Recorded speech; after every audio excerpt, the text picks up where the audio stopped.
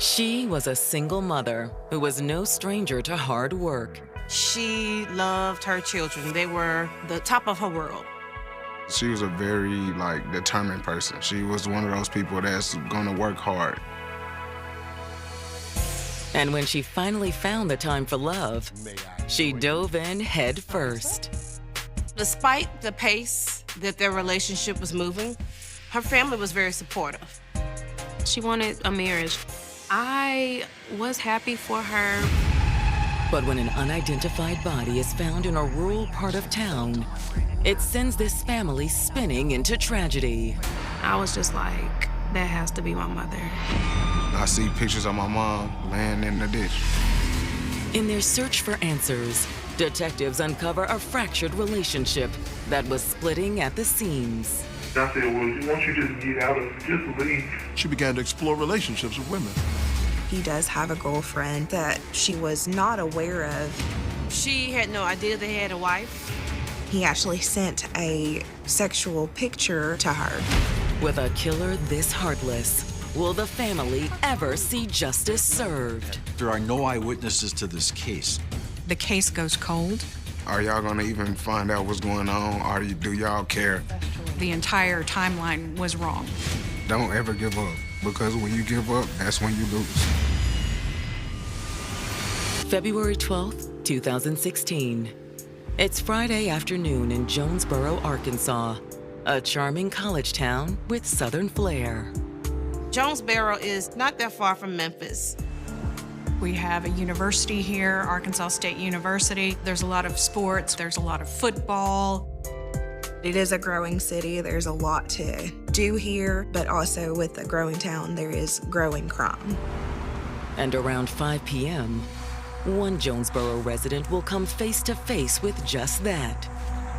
A man was taking a walk kind of north and east of Industrial Park and decided to take a shortcut. And as he's walking, he sees something in the ditch. As he walked closer, he noticed that it was a woman wearing bright pink sweatpants, face down. Ma'am, are you okay? However, it's soon clear the woman is beyond helping. He noticed that the woman is not breathing. She appeared to be deceased. Oh my God. Oh my God, oh my God. He immediately called 911. Yeah, I think I just found a dead body. Once law enforcement arrived at the intersection where the body was found, they cordoned it off and they began a forensic investigation. There didn't appear to be any obvious signs of trauma that would lead someone to make a definitive cause of death at that point. They did not observe any what I would call defensive injuries. She had a small amount of blood coming from her nose, and some was on her hand, which was underneath her face. Investigators suspect the victim was killed elsewhere before she was brought here. It was a muddy area. There was no mud on the back of her clothing or even on the bottom of her shoes, but yet there was some found on the front. It appears her body was dragged into this ditch. But who is she? They spanned out to look for additional evidence in that area. They didn't notice any purse, any valuables, nothing to give them a clue of who this woman was. Her body was transported to the medical examiner's office. She had what we call a broken hyoid, which indicates right away to me that there was some force applied to the neck. The manner of death was ruled a homicide, and it was by strangulation. Based on the rate of decomposition, the medical examiner believed that the victim had been dead at least 24 hours before the police found her. Back at the station, investigators begin blasting the limited details they know about their victim through the local news. They had hoped that someone watching would recognize the victim's description and could help them unravel what had happened. And the following morning, one family's life is forever changed. I was scrolling on Facebook and I have the Jonesboro News on my Facebook. So I'm reading this article that they had about a woman who had a few tattoos and she had like thinning hair at the top of her head. Imani's heart drops. I hadn't heard from my mom in, a few days, and that's something that she always said was, my hair's starting to thin at the top, and I was just like, that has to be my mother. Imani immediately calls her brother, Emmanuel Allen. At that time, I was living in Chicago, so I'm like, you need to hurry up and go see if this is her because I'm not there and it has to be the next of kin who can identify the body. Please, Emmanuel, I have a really bad feeling about this. Emmanuel assumes his sister is overreacting.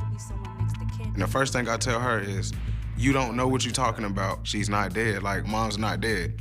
I just talked to my mom yesterday. But there's no way that's her. And I'm just like, you still need to go see if it's her because it sounds like her. All right, you know what? So I'm like, you know what? I'm gonna come to the police station and I'm gonna come view the body because of y'all, everybody's tripping out right now. Y'all don't know what y'all talking about. All right. Emmanuel arrives at the police station accompanied by his mother's friend, Ebony. And I'm just like, hey, just show me what y'all gotta show me. I'm telling y'all my mom's not dead. And it's gonna be pretty graphic. I want you to prepare yourself. So I open up the folder and I see pictures of my mom laying in the ditch. Oh my God.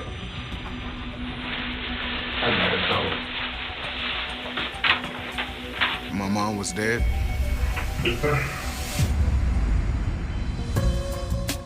Stacy Griffin had a bright smile and an even more glowing personality. My mom was she was a very happy person. Every time you see my mom, you see her smile. She was very friendly. I feel like she made friends everywhere she went. You just walk in the house, she in there dancing to music. She'll make you smile, make you laugh. She always joking. That's how she was. But nothing mattered more to Stacy than her two children, Emmanuel and Imani. She loved her children. They were the top of her world. If you had a Sunday, you could say her children were the cherry on the top. She was a very good mother, just a loving woman and a powerful and strong woman. As a single mother, Stacy worked hard to provide for her kids. She was a very, determined person. She was one of those people that's gonna work hard. She had 2 jobs, one at a factory and the other at a department store. She worked at Nestle. She was a factory worker. She did work part-time at Dillard's. Anybody who knew Stacy knew that if she wasn't working, she was sleeping. She was definitely a workaholic.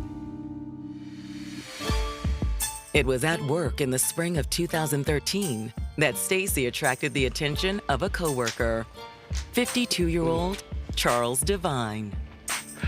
May I join you? Help yourself. He was like a person always walking past her machine, talking to her all the time, flirting with her and stuff. When you gonna let me take you out, girl? There you go again. Come on, yeah, you know I've been waiting. She was just happy to meet somebody and really be courted. Just the small things that he did, I feel like she liked those things about him. After just a few months of dating, Stacy and Charles married at the Jonesboro courthouse. Despite the pace that their relationship was moving, her family was very supportive. I was happy for her. She was very excited. She wanted to be loved. She wanted a marriage. She wanted, the relationship. Charles and Stacy, they achieved the American dream. Got them a new brick home in the quiet part of Jonesboro, Arkansas, and just start living. But 3 years later, the couple's American dream would turn into a nightmare. Oh my God.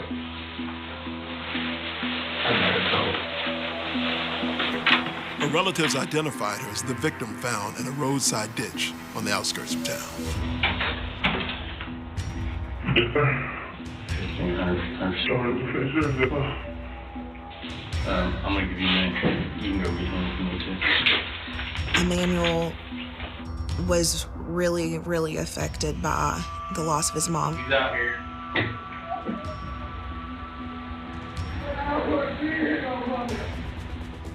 Me and my mom's relationship, we were just like best friends, literally. So I hit my knees and I just prayed and I asked God, like, God, please, like, help me. I don't know what's going on. I don't know what to do. Investigators had to find out who did this, who destroyed this family.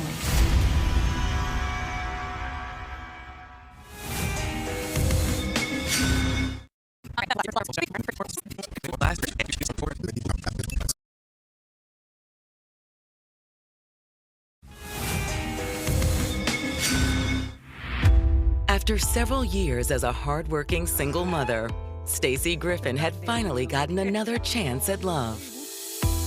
In 2014, she married a coworker, Charles Devine, and she became Stacy Devine. They only dated a few months before tying the knot. But when Stacy's lifeless body is found in a ditch on the outskirts of Jonesboro, it sends the small town into a tailspin.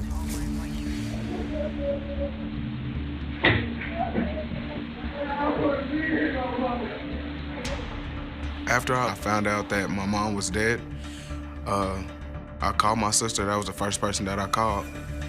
When I received that phone call from my brother and I just heard him crying, it's like it took a piece out of me because it was so surreal. After that, I did make my way down to Jonesboro, Arkansas, to talk with the detectives.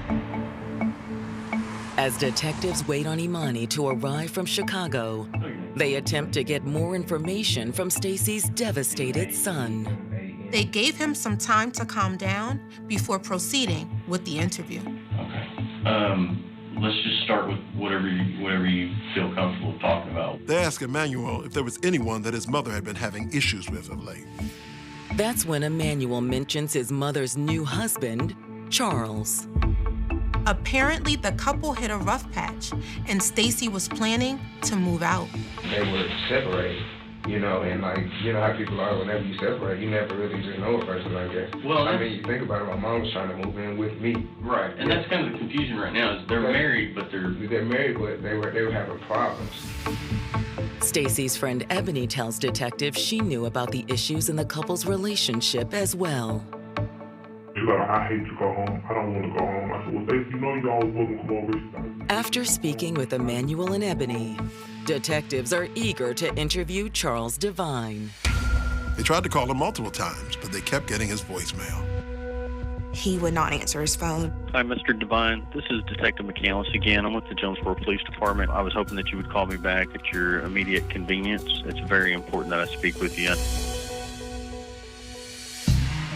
When detectives sit down with Stacy's daughter Imani the next morning, they're hoping she can provide more information about her mother's relationship with Charles.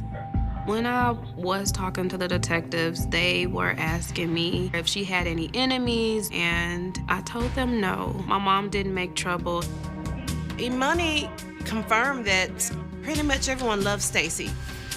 The only problem she was having with anybody was Charles. Imani tells detectives that when her mother first met Charles, everything was great. She just really enjoyed herself, and I guess she felt like he was the one. It was perfect. It was a fairy tale. But shortly after marriage, it just went downhill. He lost his job at the factory that they worked at together. Charles couldn't hold down a steady job, and that caused conflict in the marriage. And at this point, she felt like she was spending all her money on everything, and he wasn't contributing anymore. I would just call, and she would be so frustrated, like, he doesn't have any money, I'm paying for everything. Someone who works that many jobs is trying to stay financially solid, and that was very troubling to her. Imani also tells detectives about a suspicious phone call she had with Charles a couple days earlier. This was before they had identified Stacy's body, and Imani was trying to get a hold of her mom because she hadn't heard from her in a few days. I called Charles. I'm like, hey, like, are you at home? He's like, no, I'm not home. Well, actually, I'm out applying for jobs right now. And I would say, have you talked to her today? You know, or he was like, no, I ain't seen her. I would say, okay. He'd say, well, what's going on? I'd say, well, I've been calling her phone and I can't get in contact with her. It's going straight to voicemail. It's not like her to go this long without talking to anybody. I'm really getting worried. And he's just like, yeah, me and your mom. I'm like, yeah, I know. She told me that you two haven't been in a good place. So, you know, that's nothing new to me. I'll let you know if I hear something. Okay. So basically, a lot of the stuff that you know is just over phone conversations, like you haven't witnessed anything directly. Right. Well, let me ask you this. Is there any other areas of her life that we need to be looking at? Does she hang out with people that... Now, that's something she did say. She did. My mom had a thing for females. According to Imani, it was another point of contention for the couple. She would always be like, oh, I got my boo, and da-da. I'd say, Mom, you got too many boos. You need to chillax. You're married. Right. But, you know, at that point, she just wasn't happy, and, you know, she was just... They were moving in a different direction anyway. Detectives ask Imani if she has names for any of the women her mother was spending time with. Do you know any of these girlfriends by name? She is the one. Stacy had gotten close to a woman at work named Alex Brown. Alex was also married. I guess they were really like each other's diaries. Could Alex Brown be the key to unlocking what happened to Stacy Devine? Right now, everybody's a suspect.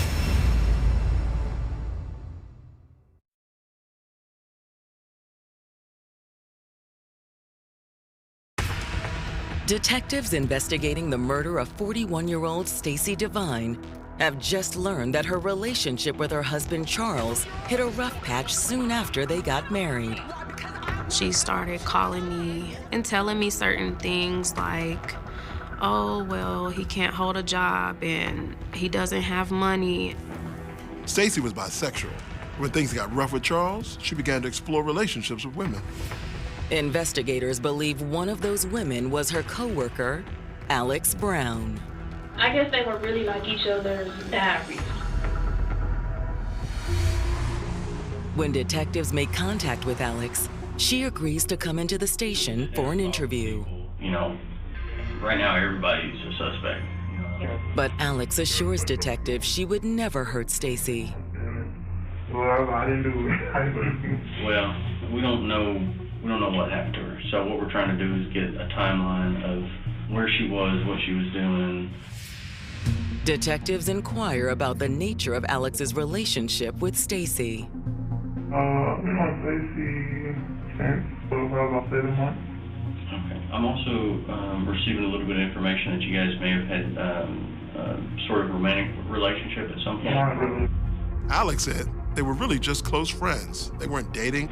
Did you know that she was married? Yes, we just started talking, you know, just kind of get to know each other. She know I was in a relationship and everything. Oh, okay. And are you currently married? Yes. Okay. Alex said that her wife didn't have any issue with the close friendship between her and Stacy. However, Alex claims Charles didn't approve. I don't know. What?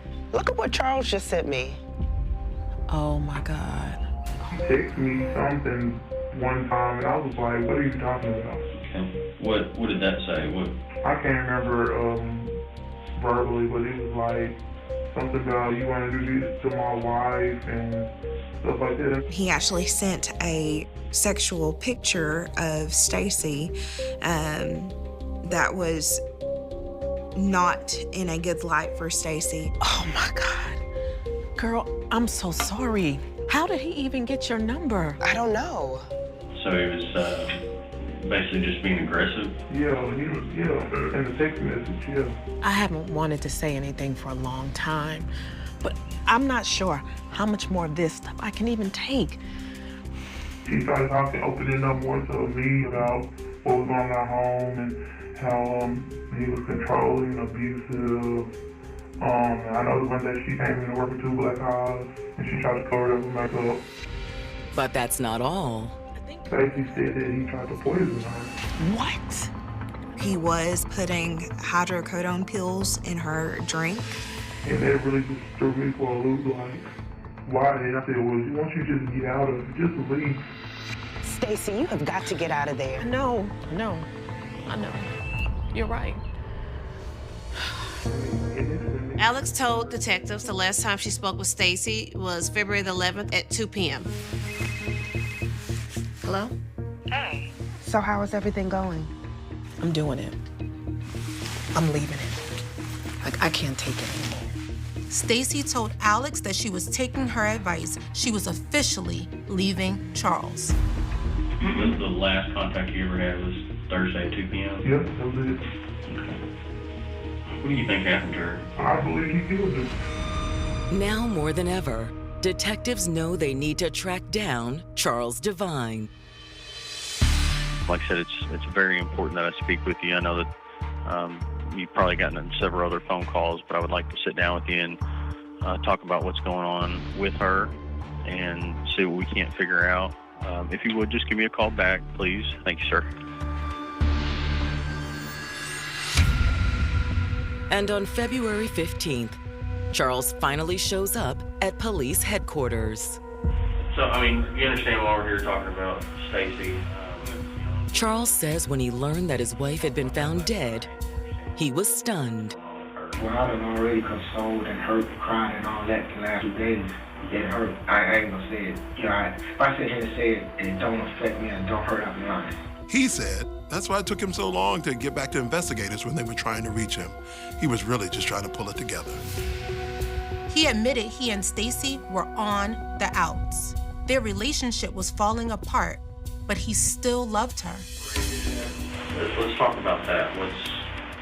What's been going on with that? On October, she just started pulling away. What does it mean? Like distance, putting distance between us. Charles admits that when he saw how close Stacy was becoming with her coworker Alex, it did make him uncomfortable. He admitted that he sent the text to Alex in the heat of the moment. He indicated that, well, yeah, it looks like things weren't going to work out, but they had agreed on what they were going to do and there was no ill will. But detectives aren't letting Charles off the hook. They asked him about the abuse allegations and the allegation that he tried to poison her with hydrocodone. I mean, we had maybe arguments about little things, but nowhere fist fights or physical altercation or nothing like that.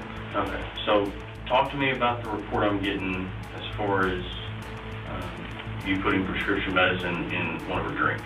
I know you know about this story. So how did that come about? I do not know. Charles really wasn't willing to cop to anything. Detectives shift their line of questioning to the day they believe Stacy was killed, Thursday, February 11th. When was the last time you saw her? Kind of give me a timeline. Charles Devine said that on February the 11th, he left the house around 1 p.m. And when he left, Stacy was there. Okay, and where'd you go? I went up to Windmill Rice to do an application into workforce. So they should have record of that? Mm-hmm. Okay. After finishing his job applications, Charles says he went back home. So we can put you back at the house at about 2:45 p.m.? At which time he says, Stacy's gone, her car's gone. Stacy? And no one was at home? No. Did you think it was weird that, that she wasn't there? Or? He noticed that Stacy's toothbrush wasn't there and that she had clothes in her bag as if she was packing. So Charles says he assumes that she was going on to a trip or something. Like I said, she took a toothbrush, so I just assumed she went away for the weekend. What'd you do at that point? Charles' answer takes detectives by surprise. He went to go meet up with another woman. You free tonight? He does have a girlfriend, Maria, and Maria is someone that Stacy was not aware of.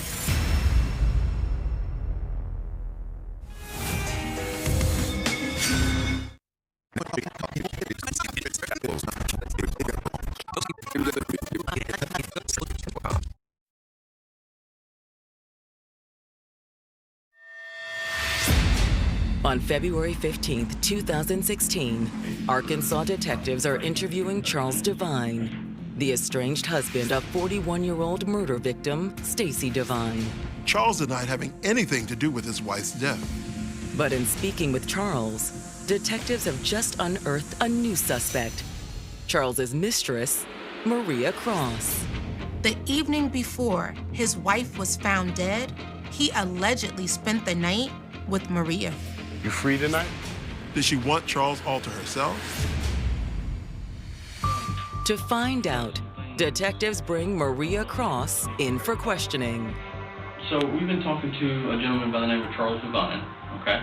And I've come to find out that you know Charles, is that correct? Okay. And how do you know Charles? We met through crazy.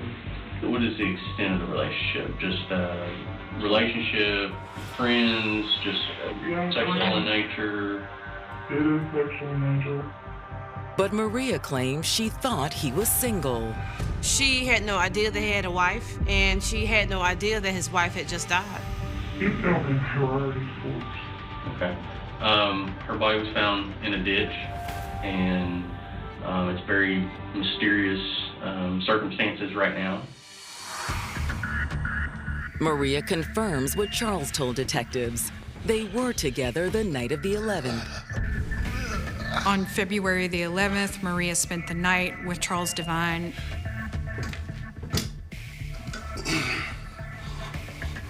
You're not tired already, are you? We didn't really talk much. He just wanted to sleep when we were together. That's all he did wanted to do was sleep. And I'm like, Do you actually mean sleep? Or yeah, sleep. Like, nothing going on, like, snoring. And by 5 a.m. the next morning, Charles left in a hurry. Where are you going? He told me that he actually had an accident and had to go home and shower and change clothes, and that's why he left. I didn't see him again. What kind of accident? Like, he had diarrhea. That was strange for Maria. And, Charles left her and he did not come back. Would you be willing to take a polygraph to show that your timeline is correct? Yeah, I mean, I don't have nothing to hide. Maria passes the polygraph with flying colors. Investigators believe she's telling the truth. She didn't seem to have any involvement in Stacy's death. Which leaves Charles Devine as their sole suspect. Charles was the only one with the real motive. He was controlling and clearly tried to hurt Stacy in the past. On February 23rd, police bring Charles back in for a follow-up interview. Now's the time for you to talk, dude. I've been talking. No. Like I said, you look on words, Jack. You're not on the truth. The detectives decided to show Charles the photo of Stacy's dead body that had Emmanuel running from the room, hoping it'll trigger some emotional response from him as well. Tell us what happened, what made her look like that. I don't know. Yes, you do. No, I don't. So cold-blooded killer it is. I know, that sure sounds like it. Yeah, cold-blooded killer. Man, that's dude. Dude, let me tell you something.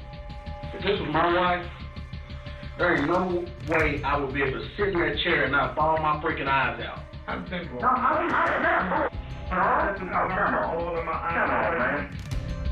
You just completely lying. That's your wife. She struggled to breathe until you choked her out and sucked the life out of her. What made you that mad to do that, Charles? I didn't do it. With Charles refusing to come clean, detectives are at an impasse. They don't have anything physical linking Charles to the actual death of Stacy. Investigators secured a search warrant for the Devines' home in hopes that they could find any sign of what happened inside. But once again, they're at a loss. There were no signs of struggle in the house. In fact, the house was clean and neat. There are no eyewitnesses to this case. There's nothing to indicate that anything happened inside of that house as far as damaged furniture, blood on the carpeting, anything like that. In 2016, this case involving Stacy Devine goes cold. Stacy's loved ones are concerned that she will never receive the justice she deserves. You know, you kind of lose faith in people. Like, are y'all gonna even find out what's going on? Do y'all care? During that time, I did feel like nothing was gonna happen. I was thinking like, this isn't fair. The weeks turn to months, and months turn into years. But Jonesboro investigators never give up. A Texas-based company comes in that specializes in reopening what they call cold cases. In 2019, it is brought back to life based on an investigation conducted by Cold Justice. There was all this shocking new evidence waiting to be uncovered. Oh, that's important. Say that part again.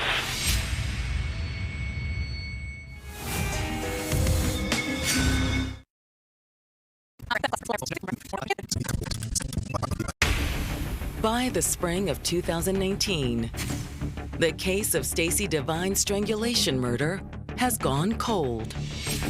Jonesboro investigators believe that her husband, Charles Devine, was responsible, but they did not have any physical evidence to arrest him for the crime. Let's face it, in everybody's heart of hearts, they knew Charles did it. The big problem was trying to prove it.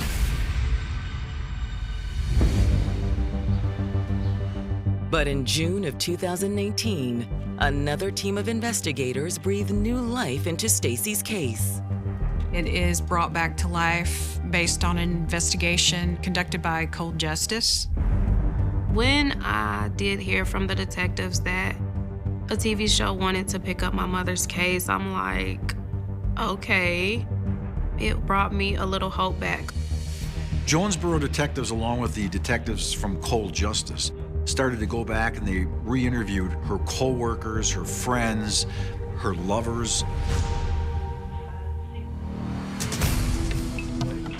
So when the detectives sit down again with Stacy's dear friend Ebony, she's still quite emotional about losing her. Well, is there anything else you can think of that we've not talked about or has crossed your mind since over the last few years? Didn't get a chance to change her insurance policy back over to her kids. Oh, that's important. Say that part again. She didn't get a chance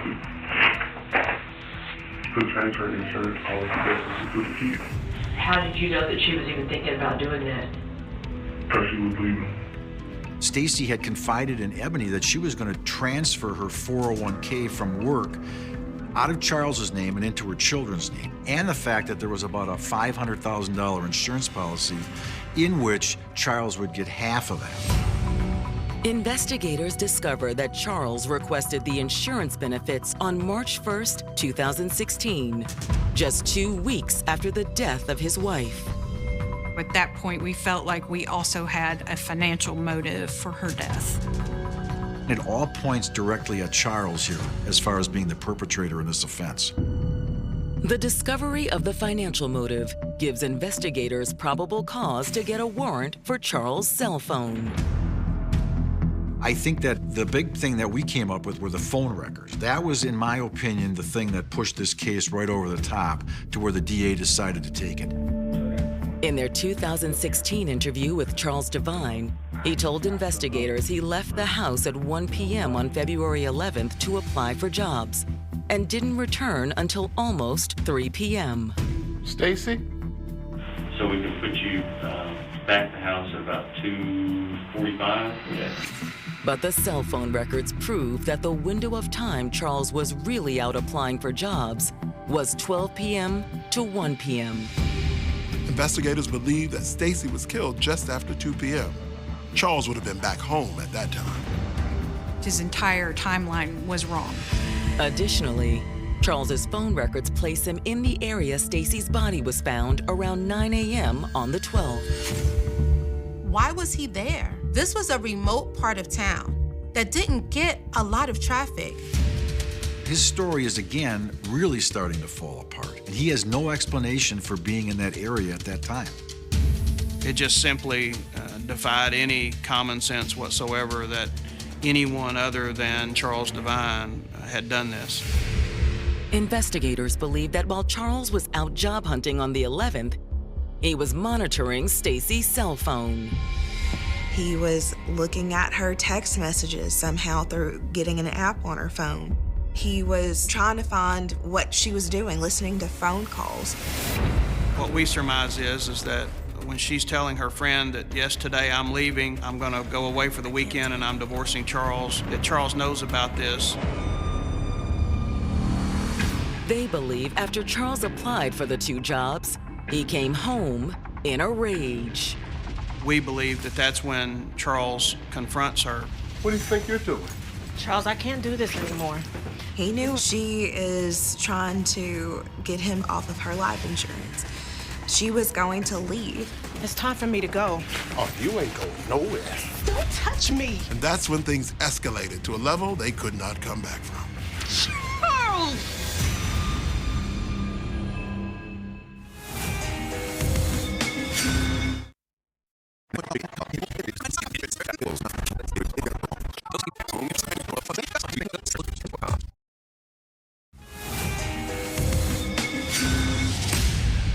Even though Charles Devine has refused to admit any wrongdoing in the death of his wife, 41-year-old mother of 2, Stacy Devine, investigators are starting to piece together their theory of what happened.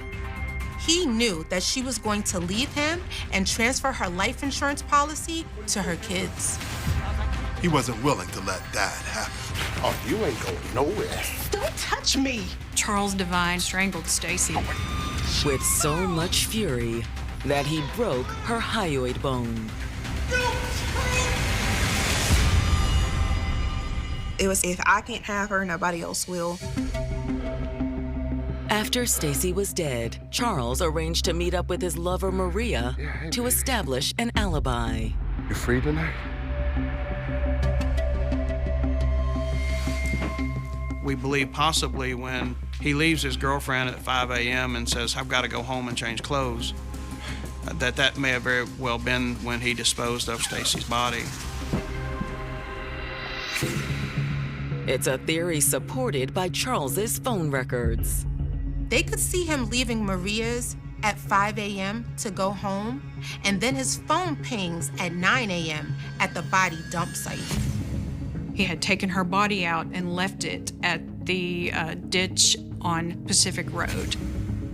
Then, by 5 p.m. that same day, Stacy's body was discovered by the passerby.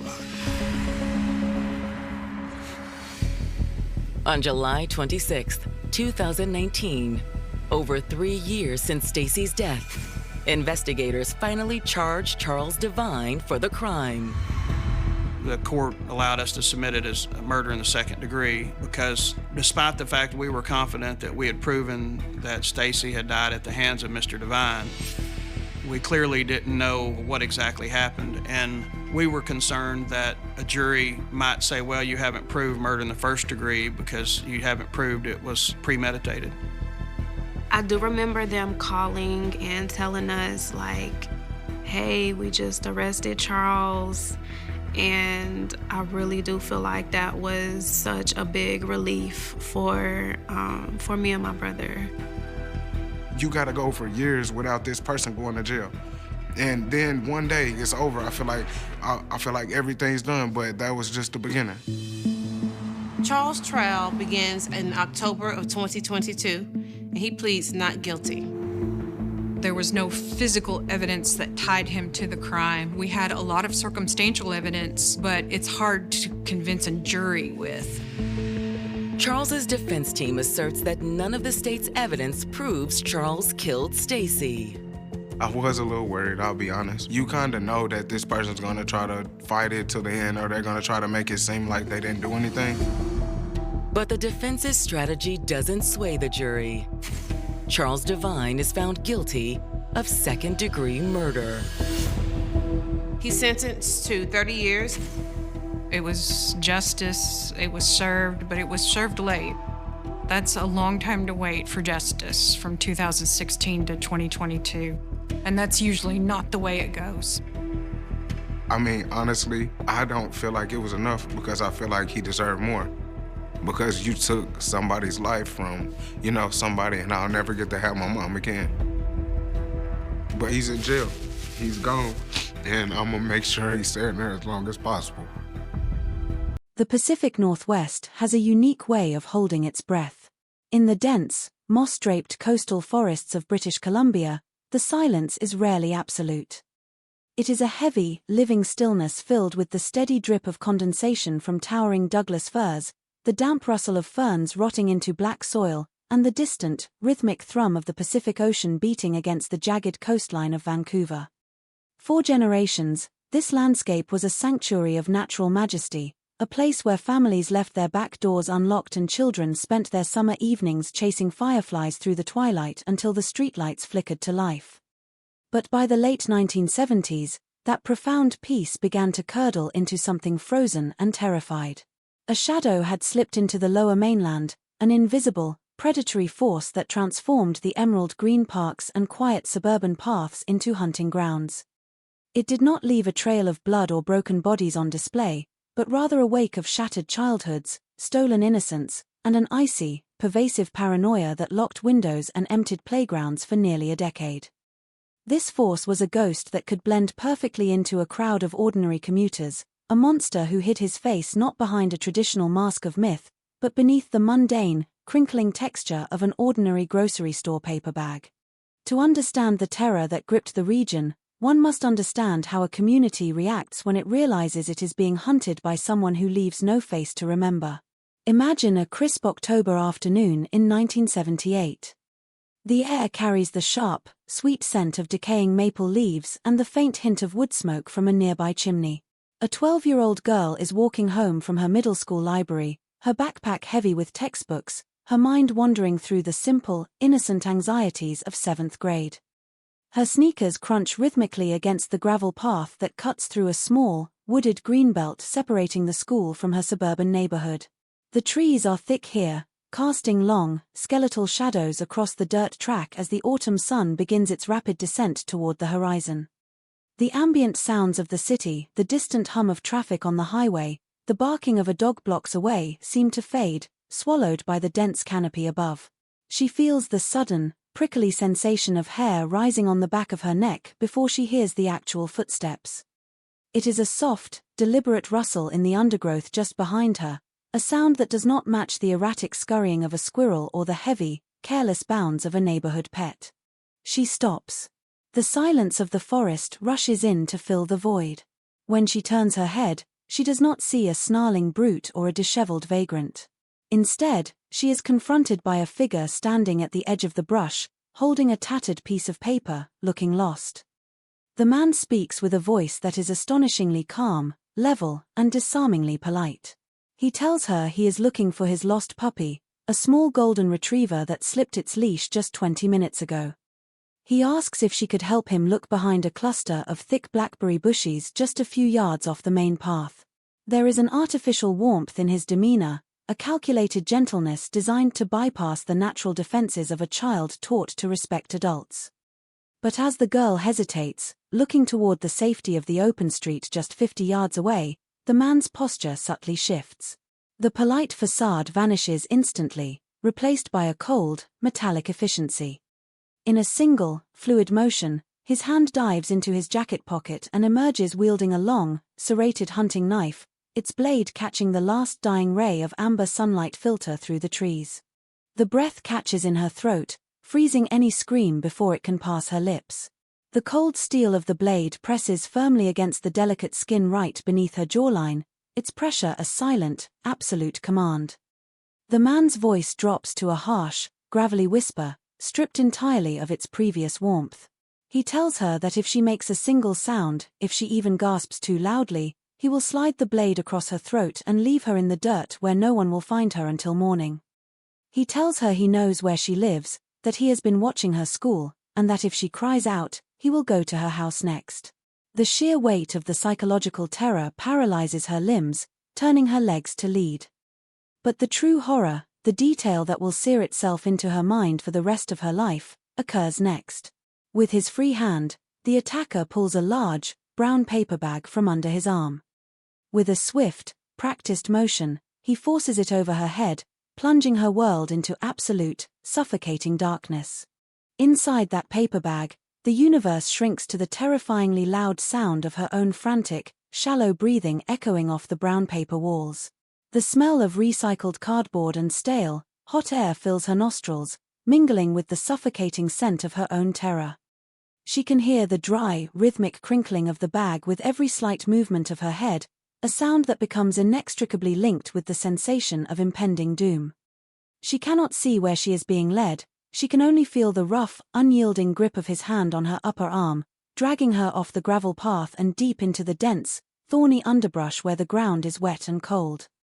The darkness inside the bag is absolute, stripping away her equilibrium, making her entirely dependent on the monster holding the knife.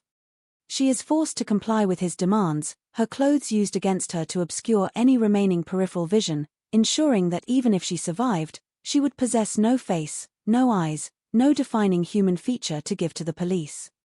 This was the signature of the predator who would come to be known as the paper bag rapist, a moniker that sounded absurdly archaic, almost cartoonish on the evening news, but carried the weight of a living nightmare for the young girls of British Columbia.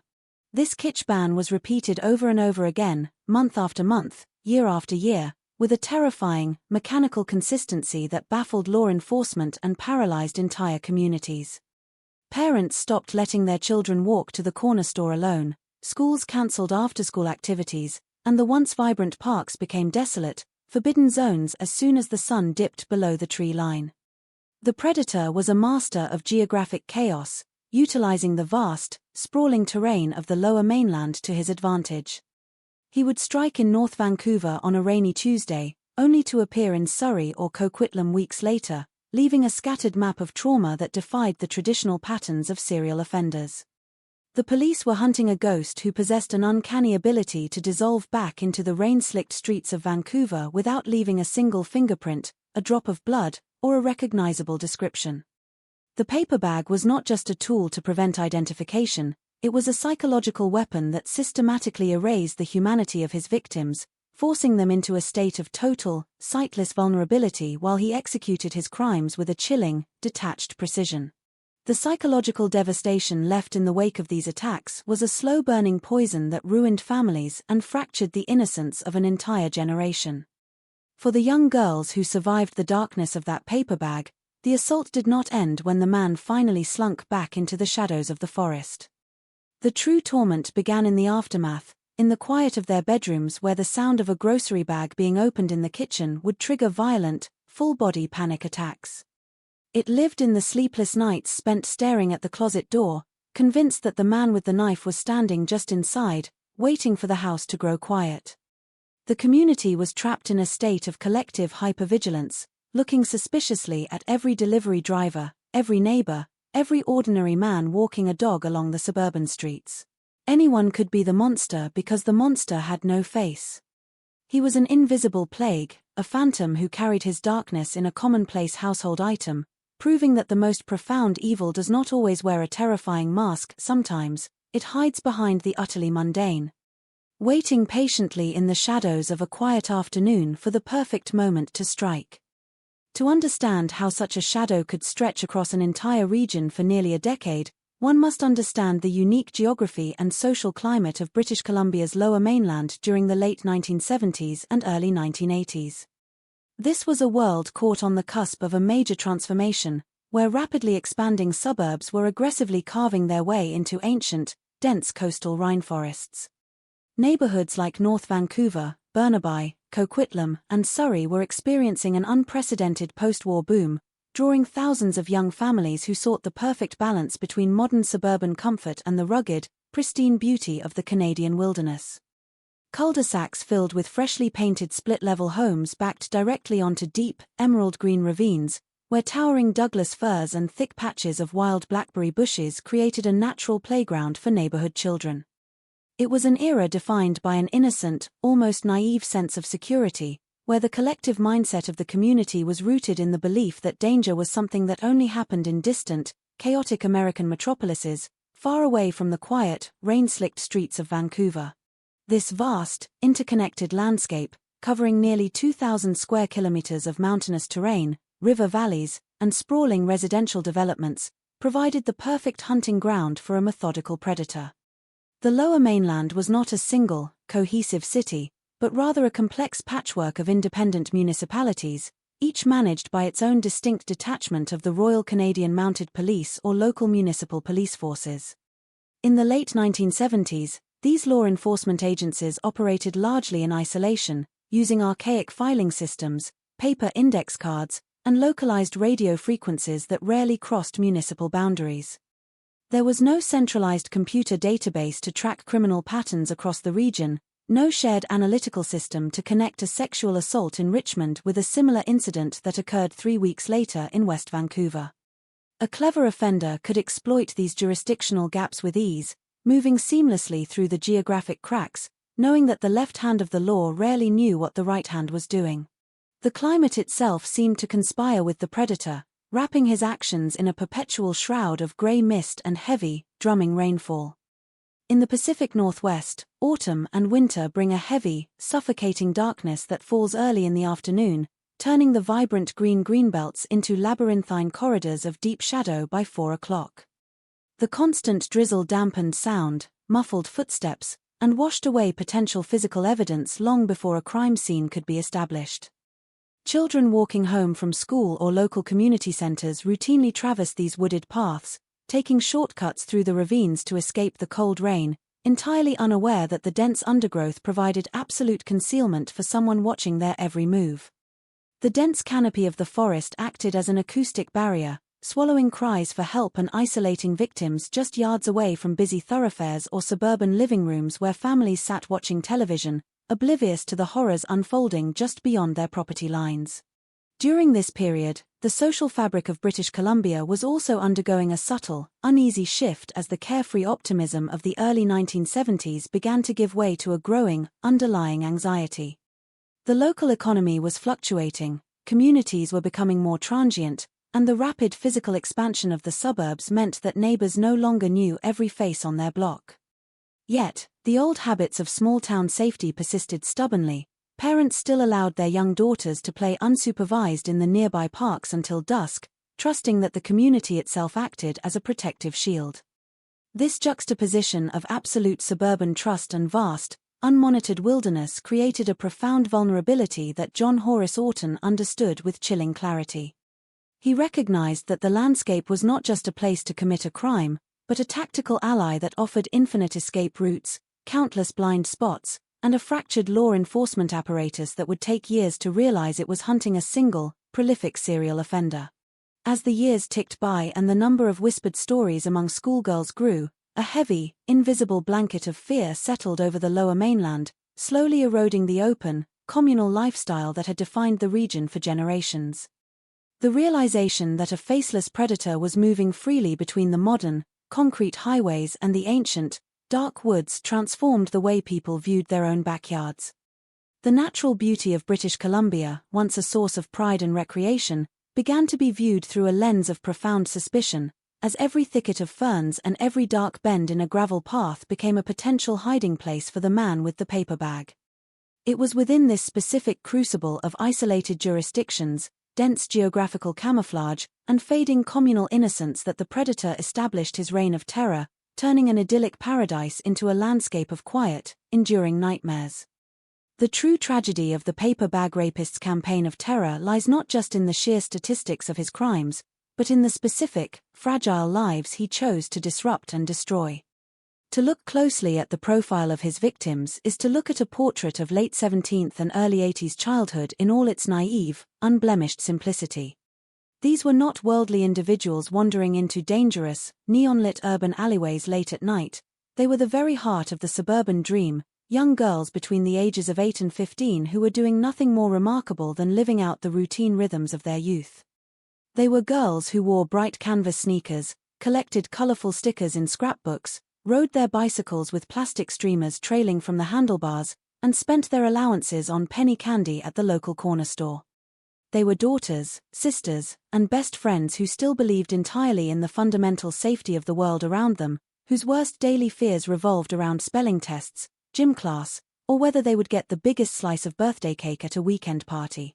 By deliberately targeting this specific demographic, the predator was selecting individuals whose psychological defenses were completely unformed, making them uniquely vulnerable to his terrifying theatricality. A 10-year-old child walking home from a suburban school possesses a natural reverence for adult authority, a deep-seated socialization that instructs her to be polite, to answer questions when spoken to, and to offer help if an older person appears to be in distress. When a clean-cut, unassuming man approached them in broad daylight, speaking in a calm, measured tone about a lost pet, these girls did not see a monster. They saw a neighbor, a person in need of assistance, an adult who deserved respect. This inherent goodness, this purity of intent, was the very mechanism the predator used to lure them away from the safety of the open pavement and into the dark, claustrophobic confines of his choosing, weaponizing their own innocence against them. Among the many lives shattered during this dark decade, the story of Carmen Aguirre stands out as a powerful, agonizing testament to the enduring human cost of these crimes. In 1981, Carmen was a bright, fiercely intelligent 13-year-old girl living in Vancouver, a young woman possessing an artistic spirit and a deep sensitivity to the world around her. Like so many others, her life was transformed in an instant on a day that began with the utter normalcy of a school routine, only to end in the suffocating darkness of a brown paper bag. The assault did not merely inflict physical trauma, it executed a violent, instantaneous fracture in her reality, ripping away the protective veneer of childhood security and replacing it with a profound, existential terror that would take decades to articulate. For Carmen, and for the countless nameless girls whose stories were buried under the weight of social stigma and shame, the predator left behind a lingering, invisible radiation of trauma that poisoned their formative years, turning the transition into adulthood into a minefield of hypervigilance, unprovoked panic, and a deep-seated distrust of the ordinary world. The ripples of this trauma extended far beyond the individual victims, tearing through the fabric of their families like a silent, destructive storm. Parents were thrust into a hellish landscape of guilt and helplessness, haunted by the agonizing knowledge that they had allowed their daughters to walk into the path of a monster, unable to protect them from a danger they could neither see nor comprehend. The domestic warmth of the suburban home was replaced by a tense, fragile silence, as families struggled to communicate about an atrocity that society in the late 1970s was ill-equipped to handle openly. There were no specialized counseling centers, no widespread public understanding of post-traumatic stress disorder in children. Victims were often encouraged to simply forget, to move on, to bury the memory deep within themselves. A practice that only served to trap them further in the dark with their memories. By exploring the profound human depth of these victims' experiences, we begin to understand that the paper bag rapist did not just assault bodies, he systematically murdered the innocence of an entire generation of young women, leaving behind a legion of survivors who would spend the rest of their lives fighting to step out of the shadow of that crumpled paper bag.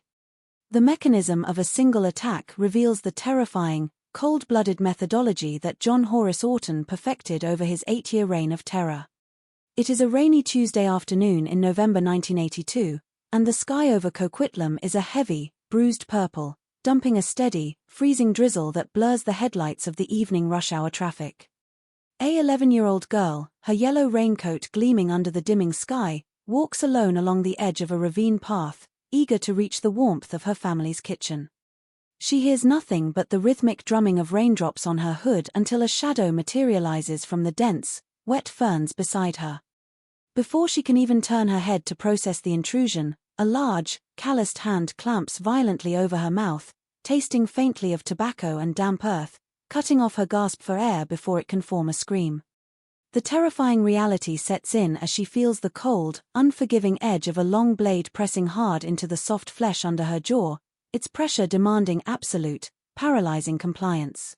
The man's voice is an eerie, low contrast to the violence of his grip, delivering a stream of precise, monotone threats directly into her ear, telling her that if she makes a sound, she will never see her parents again. With a terrifying efficiency born of repetition, he produces a large, heavy brown grocery bag from beneath his coat and drags it downward over her head, instantly plunging her into an artificial, suffocating midnight. Inside the bag, the world transforms into a sensory nightmare where the rough, recycled paper scrapes painfully against her nose and cheeks, and the air becomes hot, heavy, and reeking of her own frantic, shallow breaths. She can hear the dry, deafening crinkle of the paper with every terrified flinch she makes, a sound that completely disorients her as she is dragged blindly off the gravel path, her feet stumbling over hidden tree roots and slick mud as he forces her deeper into the dense, dark undergrowth.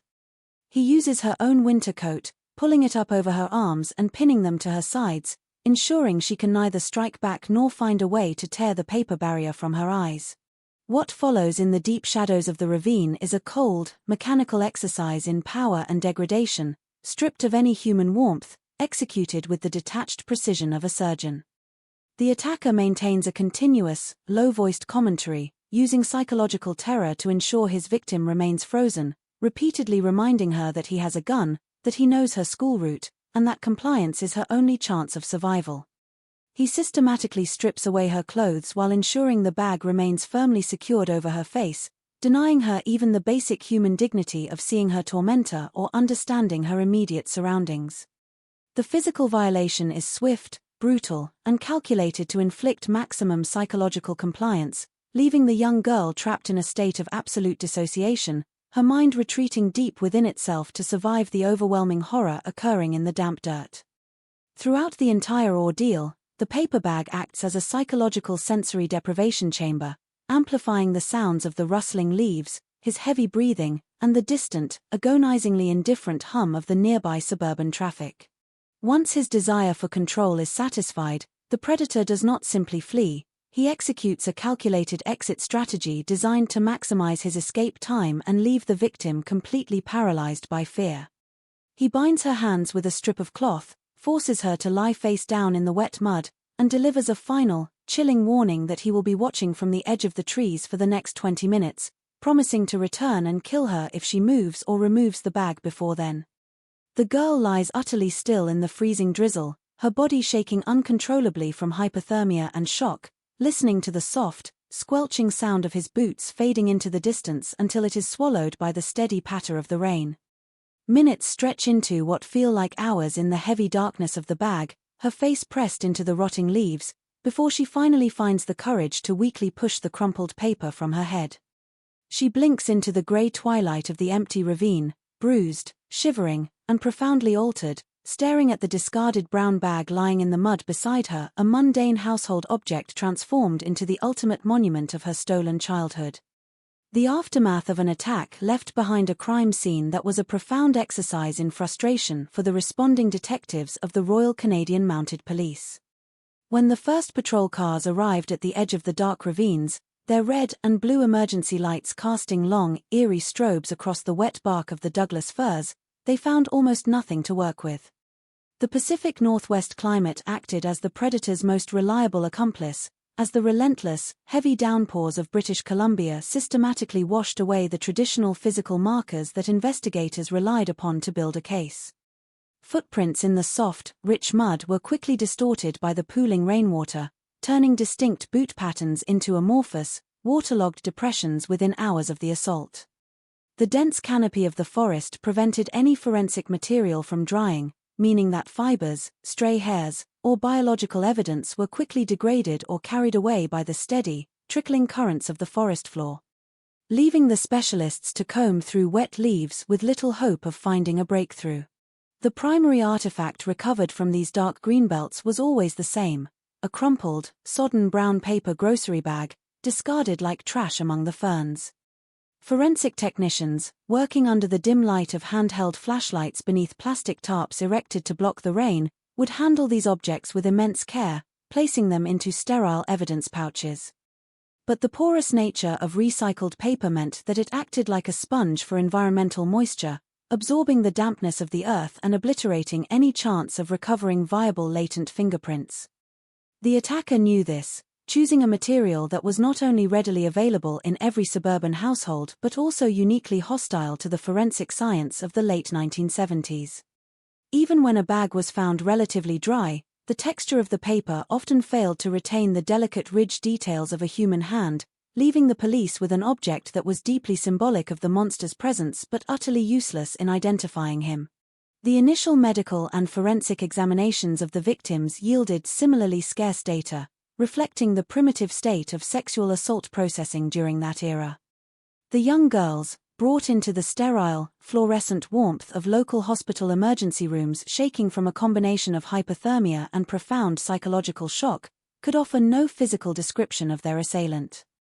Because their faces had been covered from the very first seconds of the encounter, they could not describe the color of his eyes, the shape of his jaw, or the style of his hair. Their statements to the police consisted of sensory fragments, such as the smell of stale tobacco on his fingers, the rough texture of his jacket, or the chilling, monotone cadence of his voice.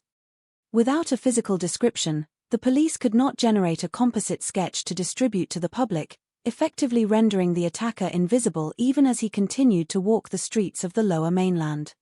This lack of definitive evidence created a profound sense of helplessness within the various police detachments, who found themselves staring at a growing pile of identical case files that led absolutely nowhere. The early investigations were characterized by a complete absence of interconnected data, as a file in North Vancouver remained completely isolated from a file in Surrey, with detectives failing to realize they were looking at the work of a single, highly organized serial offender. Each local police force treated their incident as an isolated, random act of violence, creating a fragmented response that allowed the predator to maintain his geographic camouflage.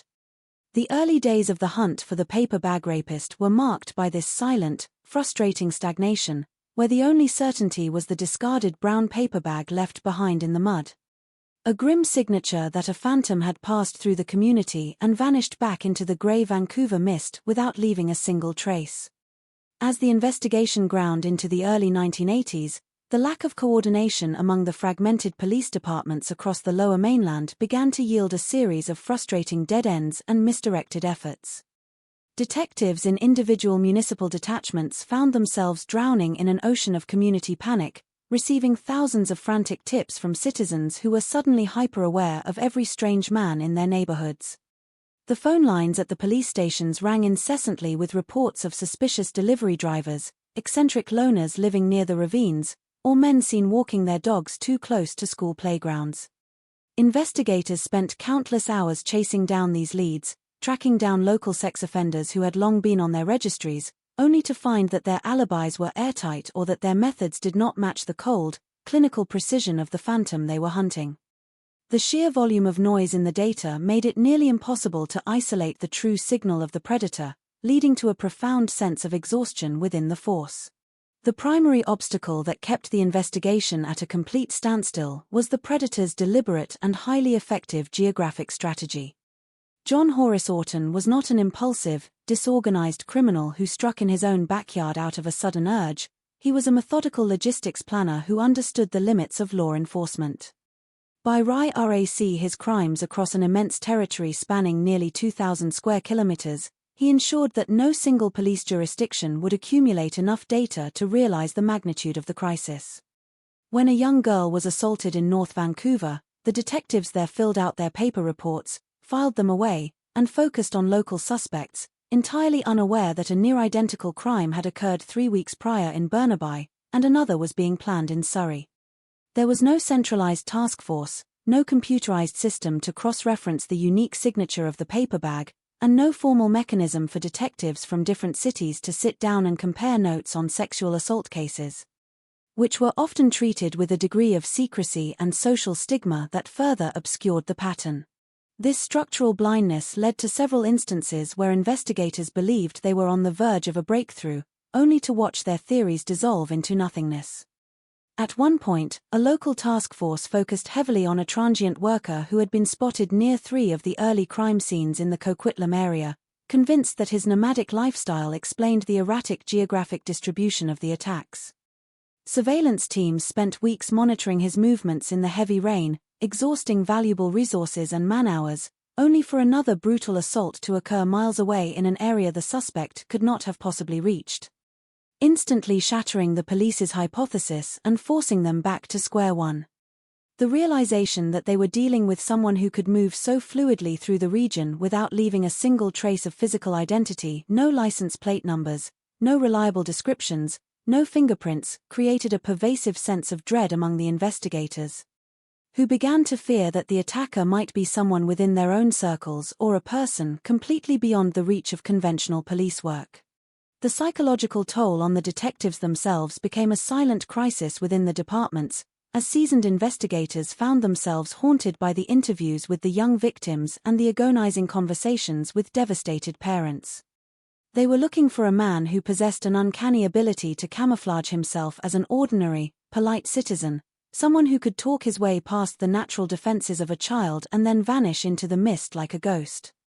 The case files grew thicker, filled with descriptions of the same terrifying, monotone voice, the same smell of tobacco, and the same sodden paper bags, yet the face of the monster remained completely blank. This prolonged period of stagnation and failure allowed the predator to grow increasingly confident, his attacks becoming more frequent and daring as he realized that the legal system was utterly blind to his movements, leaving the entire population of the Lower Mainland trapped in an endless cycle of hypervigilance and terror with no end in sight. The breakthrough that finally shattered the invisibility of the paper bag rapist did not come from a brilliant piece of laboratory forensics or a sudden confession, but from a calculated, highly dangerous game of psychological infiltration initiated by a dedicated female undercover officer in 1985. By this time, the sheer accumulation of cases had forced a level of desperation within the Royal Canadian Mounted Police that transcended traditional bureaucratic boundaries. A specialized, covert unit began reviewing the cold files with a fresh perspective, shifting their focus away from random transients and toward individuals who possessed the local geographical knowledge, the mobility, and the specific psychological profile necessary to sustain such a massive campaign of terror over 8 long years. Through a painstaking process of elimination, cross-referencing vehicle registrations, and analyzing minor administrative anomalies, the name of John Horace Orton began to blink faintly on the periphery of the investigation. A man who seemed entirely unremarkable on paper but whose movements aligned too perfectly with the geographic distribution of the attacks. Knowing that they lacked the concrete physical evidence required to secure an arrest warrant that would hold up in a court of law, the task force designed a high-stakes undercover operation targeting Orton's immediate domestic environment. A female undercover operative was tasked with establishing a pretext to gain entry into his apartment, a modest residential unit tucked away in a quiet neighborhood that served as the unsuspecting nerve center for his predatory empire. Moving with immense caution, knowing that the slightest misstep could alert a man who had successfully evaded detection for nearly a decade, the officer managed to secure access to the interior of his living space under a carefully fabricated disguise. The atmosphere inside the apartment was heavy, sterile, and ordinary, offering no immediate, overt signs of madness or violence to the untrained eye. It looked like the home of a typical bachelor, quiet and unassuming, but as the officer's eyes adjusted to the dim lighting of the main living area, she noticed something that caused the air to freeze in her lungs. Mounted prominently on one of the walls was a large, highly detailed topographical map of the Lower Mainland, its surface sprawling across the drywall like a spiderweb. As the undercover officer stepped closer, maintaining her composure through sheer professional discipline, she realized that the map was densely peppered with hundreds of small colored pushpins, each one driven firmly into the paper.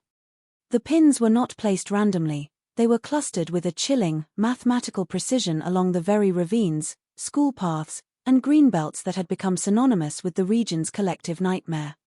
It was a physical manifestation of a serial predator's hunting history, a graphic logbook of stolen innocence that Orton kept in plain sight, allowing him to relive his crimes in the quiet security of his home. The map provided the definitive psychological link the police had been searching for, revealing the terrifying, deliberate methodology of a man who viewed the entire region as his personal chessboard and its young daughters as mere pieces to be consumed. Armed with this critical intelligence, the police moved swiftly to execute a comprehensive search warrant, storming the apartment in September 1985 and bringing John Horace Orton's 8-year reign of terror to an abrupt, definitive end. The subsequent forensic sweep of the living space unearthed a treasure trove of damning evidence that stripped away any remaining doubt regarding his identity. Investigators discovered an organized collection of disguises, including high-quality theatrical makeup kits, various wigs, colored contact lenses, and a collection of weapons that matched the precise descriptions given by the handful of victims who had caught a glimpse of their attackers' tools. Most damning of all was the discovery of a stash of heavy, brown paper grocery bags, identical in manufacture and texture to the ones left behind in the mud of the ravines. The phantom who had terrorized an entire province had finally been dragged into the harsh, unyielding light of day, unmasked not as a mythical demon, but as a cold, calculating man who had used the ordinary objects of daily life to build a fortress of absolute horror. The courtroom in 1987 was a space of suffocating tension, packed to capacity with journalists, anxious citizens, and the families of victims who had waited nearly a decade for this moment of reckoning. John Horace Orton sat at the defense table, stripped of the darkness of the ravines and the concealment of his paper bags, forced to face the public for the first time. To those sitting in the gallery, his appearance was profoundly jarring. He did not look like the terrifying phantom that had haunted the nightmares of schoolgirls for 8 years. He looked utterly ordinary, an unassuming, middle-aged man who could have easily blended into a crowd at a bus stop or a grocery store checkout line. This ordinary facade, however, was betrayed by his eyes, which remained cold, detached, and entirely devoid of any human empathy as the prosecutor began reading the lengthy list of charges against him. The contrast between his mundane appearance and the staggering brutality of his actions sent a visible shiver through the courtroom. The prosecution built an airtight case, systematically presenting the overwhelming physical and circumstantial evidence recovered from Orton's apartment during the 1985 raid. The centerpieces of the state's evidence were the highly detailed topographical map bristling with colored pushpins and the stash of identical brown grocery bags found in his closet. One by one, forensic experts testified to the precise geographic correlation between the pins on Orton's wall and the exact coordinates where young girls had been dragged into the undergrowth. The emotional apex of the trial came when several survivors, now young women, took the witness stand to testify. Because they had been forced to wear paper bags during the assaults, many of them had never actually seen their attacker's face. For these victims, the moment of true confrontation occurred not through sight, but through sound. As Orton spoke in court, his flat, monotone voice triggered an instantaneous, visceral recognition. Confirming with absolute certainty that the man sitting just feet away was the monster from the darkness. As the details of his multi-year campaign of terror were laid bare, including his own chilling admissions to investigators that his actual number of victims numbered between 1 and 200, the true depth of Orton's depravity became undeniable. He showed absolutely no remorse during the presentation of the graphic evidence, often smirking or staring aggressively at the victims and their families, maintaining a posture of defiant hostility that shocked even the seasoned court officials. The defense had virtually no leverage against the mountain of evidence, and the judicial process moved toward its inevitable conclusion. In accordance with the severity of the crimes and the clear, enduring threat he posed to society, the Supreme Court took the extraordinary step of designating John Horace Orton as a dangerous offender under Canadian law, a classification reserved for the most irredeemable and hazardous predators. The final sentencing was a moment of profound gravity that brought a collective, weeping relief to the crowded courtroom. The judge sentenced Orton to a mandatory term of life imprisonment with an indeterminate sentence, meaning he would be locked away behind stone and steel without a fixed release date. His freedom entirely contingent on proving he was no longer a danger to the public, a prospect that seemed utterly impossible given his psychological profile. While he was formally convicted on 14 specific counts of rape, indecent assault, and sexual assault with a weapon, everyone in that room understood that this judgment was a stand-in for the hundreds of uncharged atrocities he had committed across the Lower Mainland. As the guards led a handcuffed Orton away to begin his indefinite isolation, the heavy doors of the court slammed shut behind him, marking the definitive, legal end to the reign of the paper bag rapist, though the invisible scars he left behind would continue to ache for generations. The slam of the prison doors behind John Horace Orton brought a definitive end to his physical presence on the streets of British Columbia, but it could not instantly erase the deep, invisible radiation of trauma that he had injected into the soul of the province. For nearly a decade, his campaign of terror had acted as a slow-burning poison, systematically dismantling the open, trusting lifestyle that had defined the Lower Mainland for generations. The realization that an ordinary-looking man could carry out such a massive, calculated assault on the community's most vulnerable members left behind a profound, enduring legacy of hypervigilance. The green belts and ravines, once celebrated as natural sanctuaries for childhood exploration, had been permanently recast in the collective consciousness as landscapes of potential horror, places where the shadows felt a little longer and the rustle of leaves sounded a little more menacing. The innocence that was stolen between 1977 and 1985 was not something that could be restored by a judge's gavel or a life sentence. It was a permanent fracture in the history of the region. The true measure of this case's aftermath is found in the quiet, lifelong struggles of the survivors and their families, who were left to rebuild their lives in the wake of an atrocity that society was initially ill-equipped to handle. For decades, these women carried the memory of the suffocating darkness inside that paper bag, fighting a daily battle against sudden panic attacks, unprovoked anxiety, and the lingering, poisonous belief that the world was a fundamentally unsafe place. Yet, out of that profound darkness, a powerful narrative of resilience and reclamation began to emerge as survivors like Carmen Aguirre refused to let their identities be permanently defined by the actions of a predator. By turning their agonizing experiences into powerful works of art, literature, and public advocacy, they dragged the long-term psychological reality of sexual trauma into the light. Forcing a historically silent society to confront the deep-seated needs of victims and changing the way communities support survivors of childhood violence. Meanwhile, behind the high concrete walls of the federal prison system, John Horace Orton's behavior over the subsequent 4 decades provided a chilling confirmation of the absolute necessity of his permanent isolation. Under Canadian law, his indeterminate sentence granted him the right to apply for parole every 2 years, a process that forced the aging predator to periodically face the justice system well into his twilight years. In every single hearing, including his most recent appearances before the Parole Board of Canada as an elderly man in his late 70s, Orton systematically demonstrated a complete and terrifying absence of reformation. He repeatedly chose to weaponize his time before the board, refusing to participate in mandated sex offender treatment programs, showing zero empathy for the hundreds of lives he shattered, and frequently launching into bitter, hostile diatribes against the court officials and the victims who dared to submit impact statements. His ongoing incarceration at institutions like Bowden in Alberta remains a stark, living reminder that some monsters do not possess a capacity for remorse, and that public safety can only be guaranteed by keeping the lock firmly turned on their cells. Ultimately, the story of the paper bag rapist stands as a grim monument to the vigilance required to protect the innocent and a profound testament to the strength of those who survive. It serves as a reminder that the most dangerous forms of evil do not always announce themselves with grand, cinematic malice. They often hide behind the utterly mundane, using the routine objects of daily life and the quiet corners of ordinary neighborhoods to conceal their rot.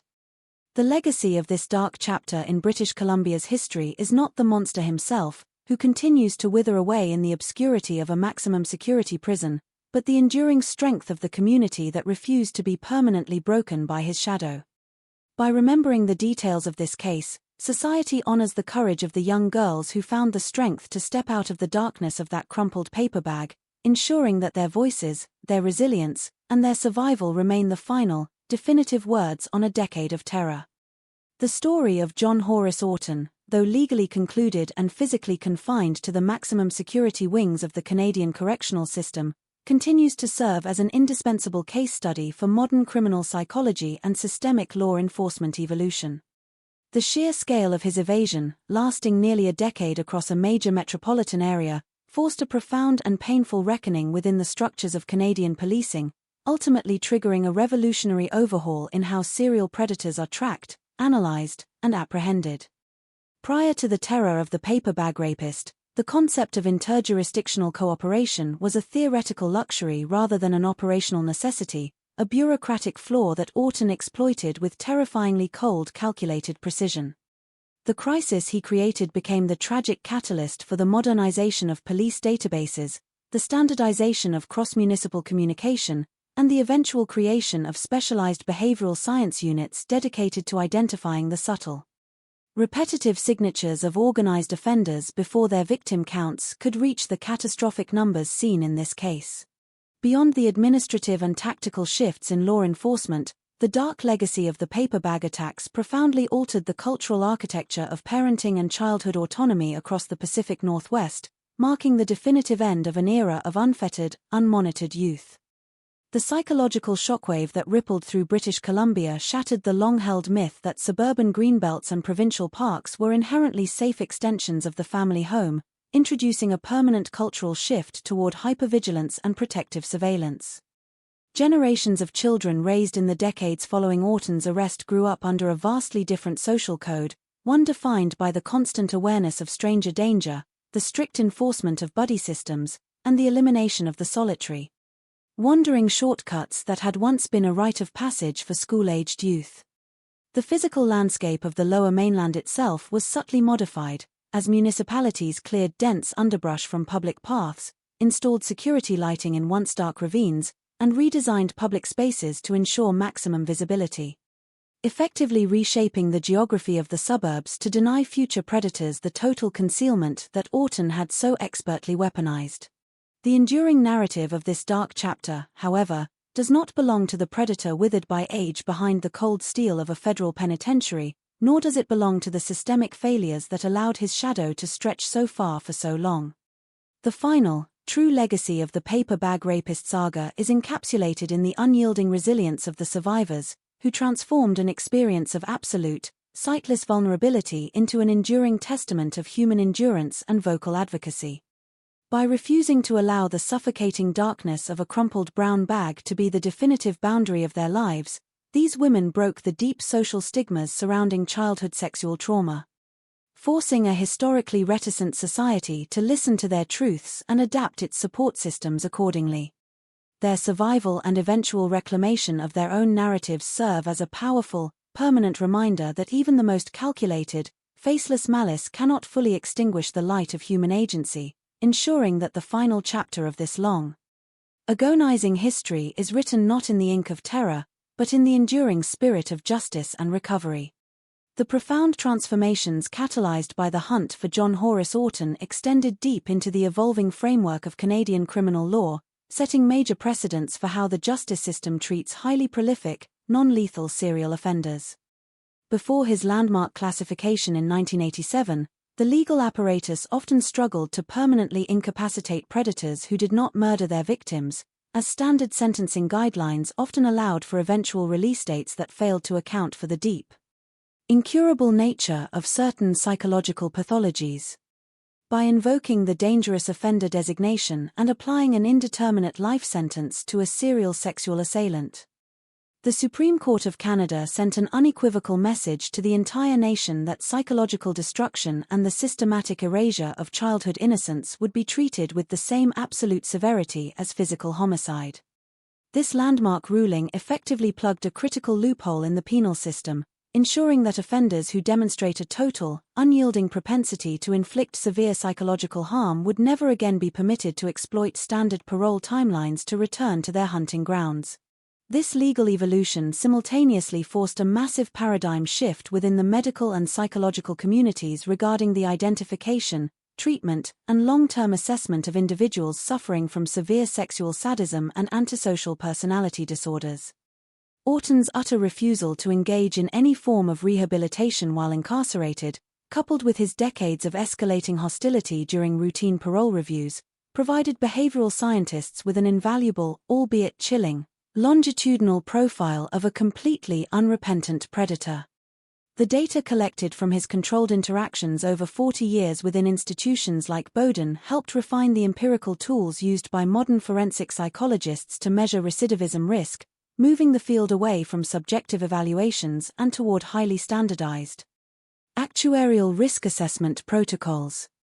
These modern tools now allow parole boards to look past the deceptive, polite facades that predators often adopt, focusing instead on deep-seated behavioral indicators that reveal whether a convict remains an active threat to public safety, thereby preventing the premature release of dangerous individuals based on surface-level compliance. As the decades continue to distance the modern world from the grim realities of the late 1970s and early 1980s, the memory of the paper bag rapist serves as a vital historical anchor, reminding a fast-paced digital society that the fundamental nature of predatory behavior remains constant even as technology and environments evolve. While the modern predator may utilize digital landscapes and online spaces to stalk their targets rather than physical ravines, the core psychological mechanics of manipulation, isolation, and sensory deprivation remain entirely identical to the methods Orton perfected in the rain-slicked woods of Vancouver. By keeping the history of this case alive, modern educators and child protection advocates are able to demonstrate that safety is not a permanent state but an ongoing practice requiring constant vigilance, open communication, and the absolute elimination of the social silence that historically allowed such horrors to flourish. The victory over the shadow of the paper bag is ultimately found in this enduring collective awareness, ensuring that the heavy price paid by hundreds of young girls in British Columbia becomes a protective shield for the generations that follow them into the future. The structural legacy of John Horace Orton's capture also forced a profound reconsideration of the role that victim impact statements play within the Canadian parole process, fundamentally rebalancing the scales of justice between the incarcerated convict and the survivors of systemic violence. In the decades immediately following his conviction, the legal framework often treated the parole hearing as a sterile, bureaucratic evaluation focused almost exclusively on the offender's institutional behavior, his psychological reports, and his administrative readiness for reintegration. However, as the survivors of the paper bag attacks grew into adulthood and found their collective voice, they aggressively challenged this insular system, demanding the right to inject the ongoing reality of their lifelong trauma directly into the official record. By consistently submitting raw, unvarnished accounts of the enduring psychological consequences of Orton's crimes during his biennial reviews, these women transformed the parole room from a safe administrative haven for the predator into a fierce arena of accountability, ensuring that the board could never evaluate his request for freedom in a historical vacuum. This active participation by the survivors created a permanent legal barrier that Orton's defiant and hostile legal strategies could never overcome, illustrating the profound power of communal memory over individual pathology. When faced with the cold, unyielding truths of his victims' lived experiences, Orton's calculated mask of normalcy invariably slipped, exposing the raw, untreated hostility that lay beneath his aging exterior. The Parole Board of Canada was repeatedly forced to document that his adverse reactions to these victim statements, characterized by his verbal outbursts, defensive posturing, and complete lack of empathy, were definitive proof that his underlying predatory mindset remained entirely unchanged despite 40 years of incarceration. This dynamic demonstrated that the voice of the victim is not merely an emotional addendum to the judicial process, but a critical diagnostic tool that can provoke an unrepentant offender into revealing his true, dangerous nature, thereby providing the state with the empirical justification required to deny him release indefinitely. As the temporal distance from his active years of terror approaches the half-century mark, the case of John Horace Orton stands as a historical warning against the dangers of institutional complacency and social amnesia. It serves as a reminder that the safety of a community is a fragile, dynamic construct that must be actively maintained through rigorous investigative standards, open interagency communication, and an unwavering commitment to believing and protecting children. The heavy price paid by the families of the Lower Mainland during those 8 years of darkness brought a legacy of profound systemic reform that continues to safeguard millions of young lives across Canada today.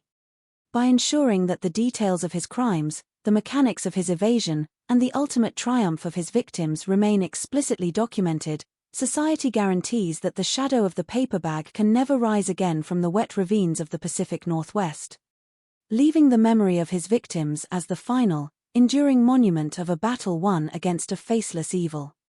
The evolution of community-based victim support systems in British Columbia can be traced directly to the massive societal gaps exposed during the height of the paper bag attacks. In the late 1970s, the concept of specialized crisis centers equipped to handle child sexual trauma was practically non-existent, leaving families to navigate a landscape of isolation and institutional awkwardness. The sheer volume of victims left behind by Orton's relentless campaign forced grassroots organizations, mental health professionals, and progressive educators to unite, building an unprecedented network of localized support that slowly transformed into a national model for trauma-informed care. These early pioneers recognized that the psychological aftermath of sensory deprivation assaults required specialized therapeutic interventions that went far beyond standard talk therapy, leading to the development of innovative techniques designed to help young minds process fear, regain a sense of bodily autonomy, and safely dismantle the triggers associated with mundane daily objects. This cultural shift eventually forced provincial funding models to prioritize mental health resources for victims of violent crime, ensuring that future generations would never have to suffer in the quiet, stigmatized isolation that characterized the early years of Orton's reign. This profound institutional awakening also fundamentally altered the relationship between investigative journalists and the justice system, establishing new ethical boundaries for media coverage during ongoing serial crime investigations. During the early years of the Terror, local newspapers and television stations often reported on the attacks with sensationalized headlines that inadvertently amplified the community's panic while providing the predator with valuable insight into the police's operational confusion. As the realization dawned that they were dealing with a highly organized serial offender who thrived on psychological control, a quiet consensus emerged among responsible media outlets to alter their reporting strategies. Focusing less on the salacious details of the violations and more on protective public information and structural critiques of law enforcement's fragmented communications. This ethical evolution helped shape modern standards of crime reporting, demonstrating that journalism must act as a responsible civic instrument that informs and protects the public without inadvertently glorifying the perpetrator or compromising the fragile dignity and privacy of young survivors. As the geographic landscape of the Lower Mainland continued to rapidly expand and modernize throughout the late 20th century, the concrete overpasses, suburban developments, and commercial plazas slowly buried the physical spaces where Orton once hid in wait. The dark, untamed ravines that had served as his tactical sanctuaries were systematically integrated into structured urban parks, lined with paved walkways, and surrounded by bustling residential communities that brought constant activity and light to once isolated greenbelts. Yet, this physical erasure of his hunting grounds did not diminish the historical importance of remembering the vulnerabilities that allowed him to flourish. The structural lessons learned from his capture continue to remind modern urban planners and safety officials that security is an active discipline requiring the intentional integration of environmental design, communal connection, and proactive policing. Ensuring that the dark history of the Pacific Northwest serves as a permanent architectural shield protecting the innocent for generations to come. The strategic intersection of criminal behavior and geographical science found in the analysis of John Horace Orton's operations eventually became a cornerstone for the development of modern geographic profiling techniques used by investigative agencies worldwide. In the decades following his trial, criminologists and data scientists revisited the sprawling map of the Lower Mainland, studying how Orton had deliberately managed his mental map of the region to maximize his tactical advantage while keeping his residential anchor completely obscured. Scholars noted that his choice of locations was not random but carefully bound to his comfort zones, transport corridors, and areas where he could maintain a high level of situational control. By analyzing the distance between his home and his hunting zones, researchers were able to formulate mathematical algorithms that help modern investigators predict the most likely residential or workplace anchor of active serial offenders based solely on the spatial distribution of their crimes. This spatial revolution transformed the way major police departments allocate surveillance resources during high-stakes manhunts, turning what was once a game of pure intuition into a rigorous, data-driven discipline that drastically shrinks the timeline required to remove a predator from the streets. This intense academic scrutiny also led to a deeper understanding of the relationship between an offender's choice of weapon and their underlying psychological motivation for control. In Orton's case, the combination of a sharp blade and a heavy paper bag was recognized as a highly sophisticated method of psychological castration designed to induce a state of total learned helplessness within his victims. Behavioral analysts noted that by stripping away a child's vision, he was not merely hiding his identity, but actively accelerating the trauma process, forcing the brain into a state of absolute compliance through sensory deprivation. This specific insight altered the way crisis negotiators and first responders are trained to interact with victims immediately following an assault, teaching them to prioritize the restoration of sensory safety, predictable lighting, and clear, calm verbal boundaries to counteract the disorientation inflicted by the perpetrator. The clinical lessons derived from analyzing Orton's cruel mechanics have thus been re-engineered into therapeutic tools that help survivors ground themselves in reality, offering a structured pathway out of the psychological paralysis that such specialized violence aims to inflict. As society moves deeper into an era dominated by digital surveillance, facial recognition, and ubiquitous connectivity, the analog methods of John Horace Orton serve as a sobering reminder of the lethal efficacy of basic, low-tech camouflage. His ability to terrorize a modern metropolitan area using nothing more than public transit, basic theatrical tools, and common household items highlights the reality that technology alone cannot replace the foundational elements of community cohesion and localized awareness. The ultimate defense against such insidious forces remains the collective vigilance of a society that refuses to look away, a neighborhood that actively monitors its shared spaces, and a legal system that remains unyielding in its commitment to permanent justice. By keeping the history of the paper bag attacks firmly integrated into the institutional memory of law enforcement and public safety advocates, the province ensures that the immense sacrifices of the past continue to serve as an active, living barrier against the re-emergence of such faceless shadows in the quiet corners of the world. The profound impact of the paper bag rapist case also triggered a major reassessment of how educational institutions approach the safety and emotional well-being of students during a prolonged community crisis. Throughout the late 1970s and early 1980s, schools in the Lower Mainland found themselves on the front lines of an invisible war, forced to balance the necessity of warning children about an active predator with the desire to prevent mass hysteria. This delicate balancing act led to the creation of the first formalized personal safety curricula within British Columbia's public school system, moving away from frightening, abstract warnings and toward practical, age-appropriate empowerment strategies. Educators realized that teaching children to recognize behavioral red flags, such as an adult asking a child for help or trying to isolate them, was far more effective than simply telling them to avoid strangers altogether. These pioneering programs laid the groundwork for modern child protection initiatives in schools across North America, establishing a precedent that schools must act not just as centers of academic learning, but as proactive fortresses of community safety and psychological support. At the same time, the institutional memory of the Orton investigation played a critical role in shaping the modern legislative framework governing the rights of victims during criminal trial procedures in Canada. The agonizing experience of young survivors who had to stand in a public courtroom, staring at the very man who had plunged them into terrifying darkness, highlighted the urgent need for structural protections within the judicial process itself. Legal advocates used the trauma documented in the paper bag rapist trial to campaign for critical amendments to the Canada Evidence Act, eventually leading to the widespread adoption of protective measures for vulnerable witnesses. Today, child victims of violent crimes are permitted to testify behind protective screens, via closed-circuit television, or with the support of a designated support person, ensuring that the act of seeking justice does not inflict further psychological damage.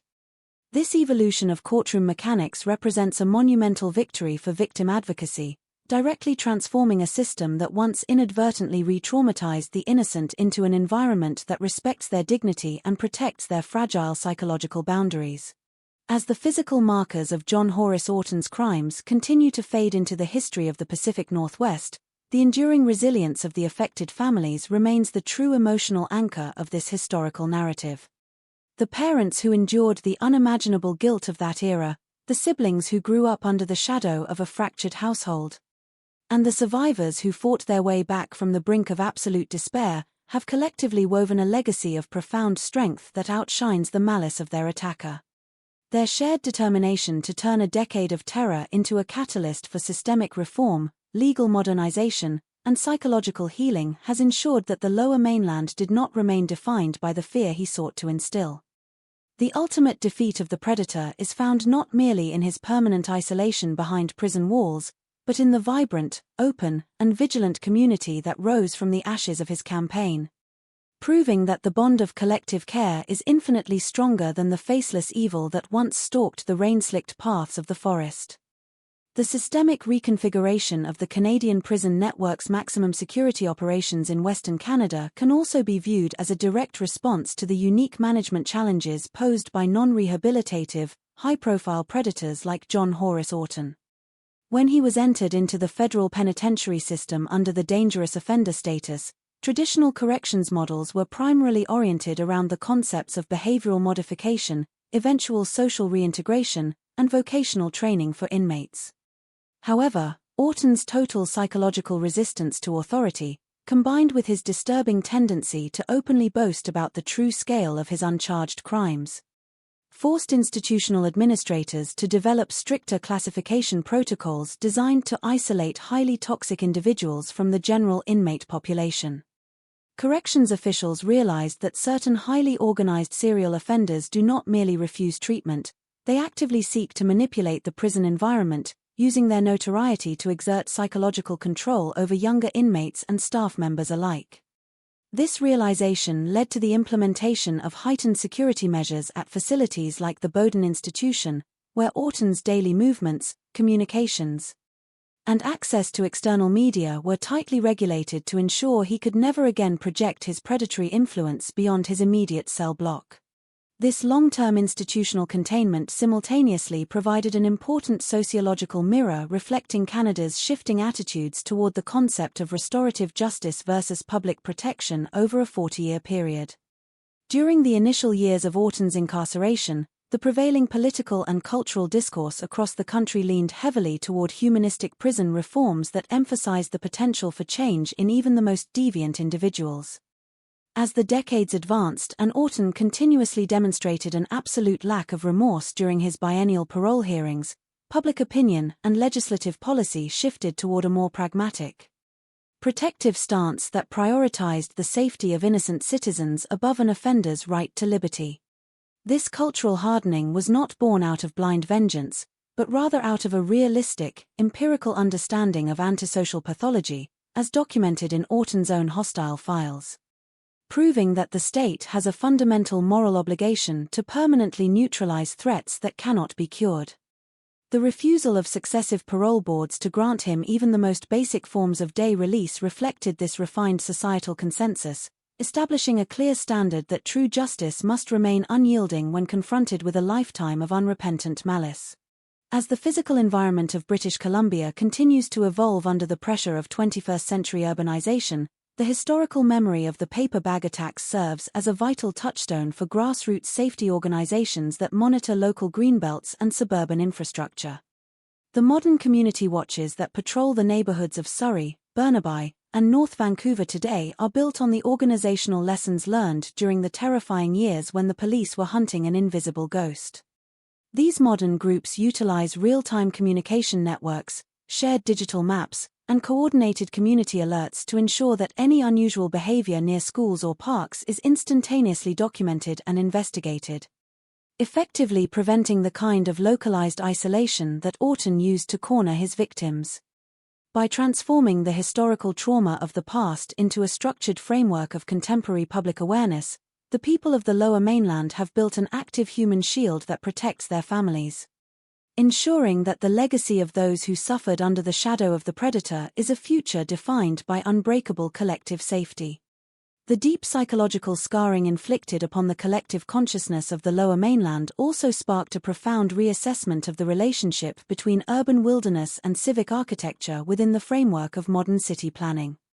Throughout the rapid expansion of the late 1970s, municipal engineers across British Columbia had prioritized aesthetic beauty and natural preservation, often leaving dense greenbelts running completely unmonitored through the hearts of bustling residential zones. The terrifying ease with which John Horace Orton utilized these beautiful but blind corridors forced a complete paradigm shift among urban designers, who began to integrate crime prevention through environmental design into all future infrastructure layouts. This new philosophy dictated that public parks and pedestrian pathways must feature wide sightlines, clear borders, and strategic thinning of undergrowth to eliminate the deep pockets of concealment that allowed a predator to wait in absolute secrecy. By transforming the physical layout of these green spaces to maximize natural surveillance from nearby homes and streets, urban planners effectively reclaimed the wilderness for law-abiding citizens, creating a built environment that actively resists the tactics of predatory isolation. This architectural awakening occurred alongside a major transformation in how police dispatch centers and emergency services handled the immediate reporting of suspected child abductions and localized assaults. In the era of Orton's active hunt, a report of a missing or assaulted child often moved through a sluggish, compartmentalized chain of command, allowing critical hours to slip away while individual detachments filed paperwork or checked localized registries. The hard-learned lessons of the paper bag investigation contributed directly to the design of rapid response communication protocols that would later lay the structural groundwork for modern emergency alert networks across North America. Law enforcement agencies realized that when a predator strikes, the first 60 minutes are absolutely critical to capturing the suspect and preventing escape beyond municipal boundaries. By establishing immediate, region-wide communication channels that bypass traditional bureaucratic delays, the police successfully closed the tactical window that Orton had so frequently exploited, ensuring that any future threat would immediately trigger a massive, coordinated net across the entire Lower Mainland. As the historical record of this dark decade continues to be analyzed by contemporary scholars, the case remains an enduring testament to the vital importance of breaking the cycles of institutional and familial shame that historically allowed serial predators to operate with impunity. For many years, the cultural silence surrounding crimes of sexual violence meant that many incidents went entirely unreported, as families struggled with a deep, misdirected sense of social stigma that kept their pain buried behind closed doors. The courage of the victims who eventually stepped forward to testify in 1987 shattered this wall of silence, proving that transparency and public accountability are the most potent weapons a community possesses against hidden evil. By dragging the true, horrific scope of Orton's actions into the bright light of a public trial, these survivors initiated a cultural shift toward open advocacy, empathy, and active institutional support that continues to empower contemporary victims to seek justice without fear of judgment. The ultimate victory over the legacy of the paper bag rapist is found in this enduring cultural transformation, which replaced a climate of silent terror with an unyielding community of vocal, organized defense. The profound structural adjustments that occurred within the forensic science branches of Canadian law enforcement during the late 1980s can be viewed as a direct attempt to ensure that a predator could never again manipulate the physical environment to achieve absolute anonymity. In the years following John Horace Orton's conviction, the Royal Canadian Mounted Police heavily invested in the development of sophisticated chemical processing techniques specifically designed to extract latent fingerprints and organic material from highly porous, water-damaged surfaces like recycled paper. Laboratories began utilizing specialized chemical vapors, laser-induced fluorescence, and advanced silver nitrate treatments that could reveal cellular deposits and sweat ridges that had previously been considered completely unrecoverable by standard dust and brush methods. These technical breakthroughs stripped predators of their reliance on mundane materials like grocery bags as reliable tools of forensic obstruction, ensuring that any physical object brought into contact with a victim would become a permanent, undeniable record of guilt that could withstand the damp, corrosive elements of the Pacific Northwest climate.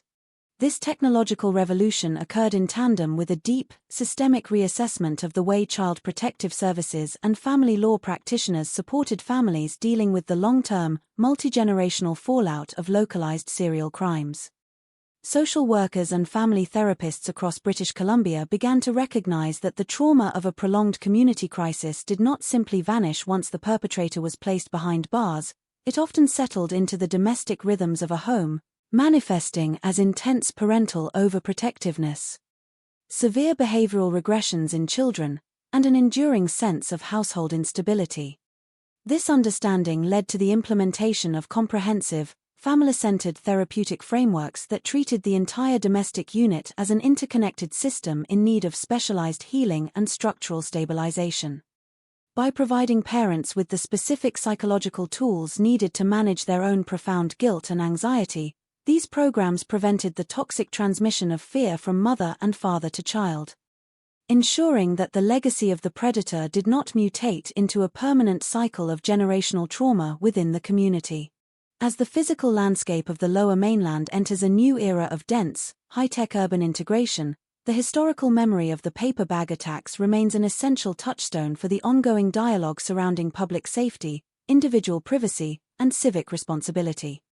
The modern smart city infrastructure that monitors contemporary Vancouver, featuring interconnected transit networks, public safety cameras, and rapid digital communication hubs, was conceptually built to eliminate the very blind spots, jurisdictional fractures, and physical isolation that Orton used to execute his campaign of terror. Yet, this total digital enclosure serves as a reminder that technological solutions are only as effective as the human awareness driving them, highlighting the reality that true security can never be completely outsourced to machines. The ultimate defense against the dark undercurrents of society remains the unyielding, vocal commitment of citizens who refuse to tolerate the isolation of the vulnerable, keeping the memory of the past alive not as an exercise in morbid fascination, but as a living, protective shield that guarantees the safety of the future. The final, definitive closing of the historical ledger on the paper bag rapist case highlights a universal truth about the nature of true justice. It is not a singular event that concludes with a judge's sentence, but a continuous, active commitment to remembering the vulnerable and maintaining an unyielding boundary against evil. For nearly half a century, the name John Horace Orton stood as a dark synonym for the terrifying potential of hidden malice in a polite society, a reminder that the most profound destruction can be executed by the most ordinary-looking individuals using the most commonplace household items. Yet, as the decades have ground onward, the true narrative of this long, painful saga has undergone a profound inversion. The predator, once a looming, invisible giant who dictated the daily movements of thousands of families across British Columbia, has been systematically reduced to an insignificant, aging footnote, completely contained within the sterile, concrete isolation of a federal penitentiary where his hostile outbursts carry no power and find no audience. The shadow he cast has long since been evaporated by the relentless, collective light of a community that chose to transform its deepest collective trauma into an enduring blueprint for systemic protection, legal reform, and social advocacy. The enduring victory over the legacy of the paper bag attacks is found in the vibrant, open, and unafraid reality of the modern Lower Mainland, where generations of young women walk the very paths once hunted by a monster, completely free from the suffocating terror that characterized the late 1970s and early 1980s. This freedom was bought at an unimaginable cost by hundreds of young girls who were forced into the dark, but their collective survival and willingness to break the silence ensured that their pain became the foundational stone for a safer, more empathetic society. The institutions that once stumbled in the dark, the fragmented police forces, the unequipped medical centers, the silent school boards, have evolved into interconnected, highly sophisticated networks of public safety and psychological support that actively deny future predators the isolation they require to operate. By ensuring that the memory of these events remains strictly documented, devoid of salacious glorification and entirely rooted in respect for the dignity of the survivors, the province guarantees that the hard-learned lessons of the past will continue to act as a permanent, living shield. The history of this case ultimately proves that while evil may possess the temporary cunning to hide its face behind a paper bag, it can never withstand the enduring, vocal, and unified resilience of a society determined to protect its children and claim the final word on its own future.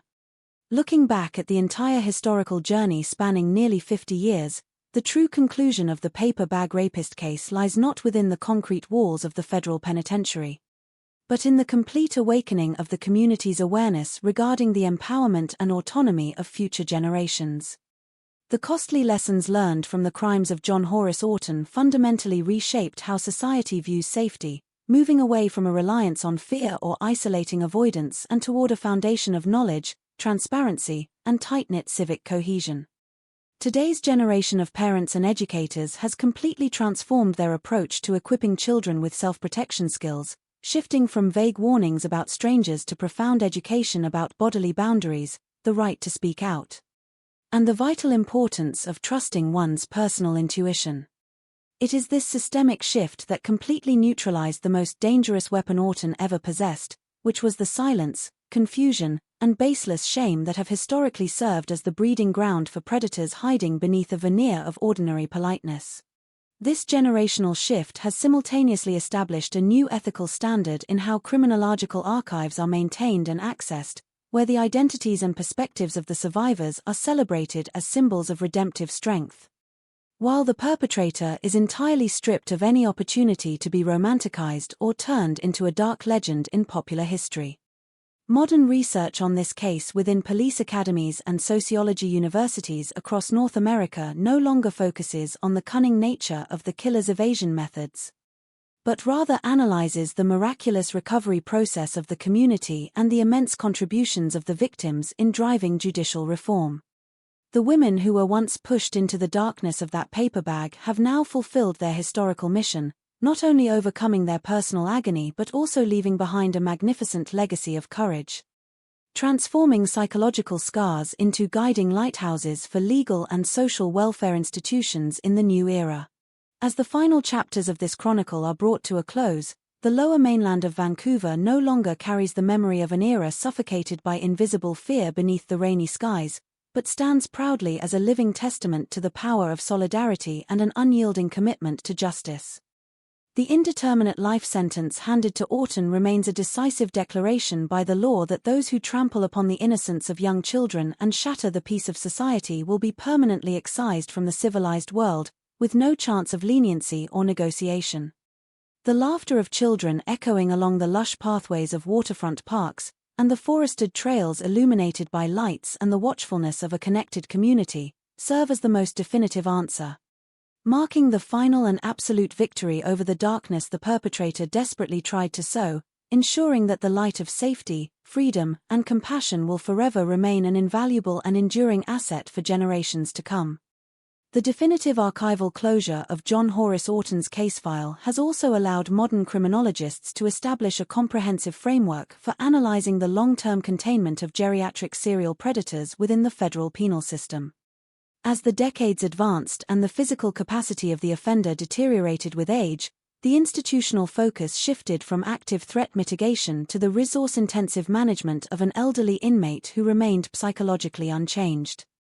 This longitudinal observation provided critical data on the persistent nature of severe antisocial personality disorders, proving to behavioral scientists that advanced age does not inherently diminish a predator's cognitive hostility or their underlying desire for dominance.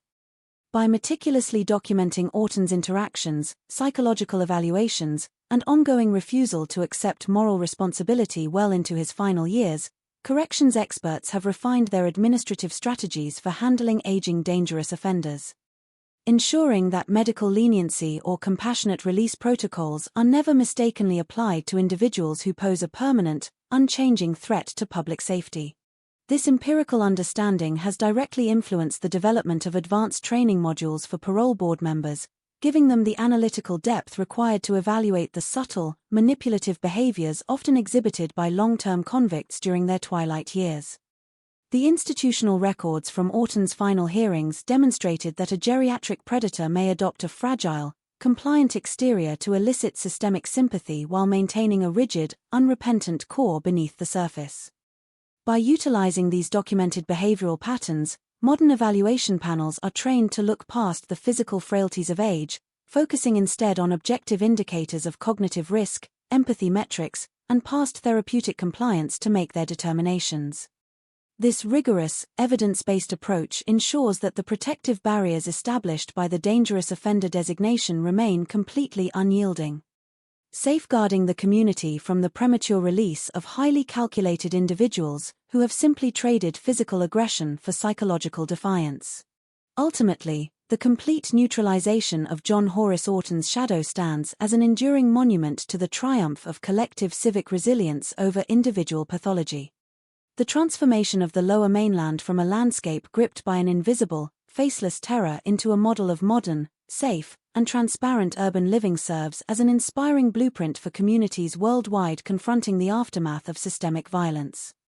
The enduring legacy of this dark chapter is found not in the grim details of the crimes or the sterile cell where the predator spent his final decades, but in the unbreakable spirit of the survivors who reclaimed their voices, modernized their justice system, and illuminated the quiet corners of their neighborhoods. By maintaining an unwavering commitment to the truth, honoring the immense sacrifices of the past, and actively practicing vigilance, society guarantees that the light of safety, dignity, and recovery will always prevail over the forces of darkness. The institutional evolution prompted by the decades-long incarceration of John Horace Orton also provided a critical foundation for modern victim witness advocacy groups seeking to reform the bureaucratic communication networks between federal penitentiaries and the communities they affect. In the earlier eras of the Canadian correctional system, families and survivors were often left in a state of anxious ambiguity regarding the specific institutional status, security classifications, or sudden transfers of the perpetrators who had shattered their lives. The relentless, organized mobilization of the survivors from the paper bag attacks directly challenged this systemic opacity, demanding a formalized, legislative framework that prioritizes a victim's right to timely, transparent information. Their advocacy contributed heavily to the refinement of modern victim notification services, ensuring that registered survivors receive proactive updates about an offender's parole eligibility dates, institutional behavioral shifts, and any upcoming hearings well in advance, thereby eliminating the element of psychological surprise and allowing families to maintain their emotional readiness and legal standing. This structural transparency simultaneously reinforced the operational integrity of the Parole Board of Canada, transforming its public perception from a seemingly distant, clinical tribunal into an accessible, accountable instrument of societal protection. By integrating robust digital registries and secure communication channels specifically designed to facilitate victim participation, the justice system demonstrated that a community's safety is directly tethered to the active, uninhibited inclusion of those who have felt the direct impact of violent crime. This administrative evolution ensured that the collective voice of the Lower Mainland remained an permanent, inescapable component of Orton's ongoing evaluation, effectively neutralizing his ability to exploit institutional memory loss or bureaucratic turnover to secure an unmonitored release.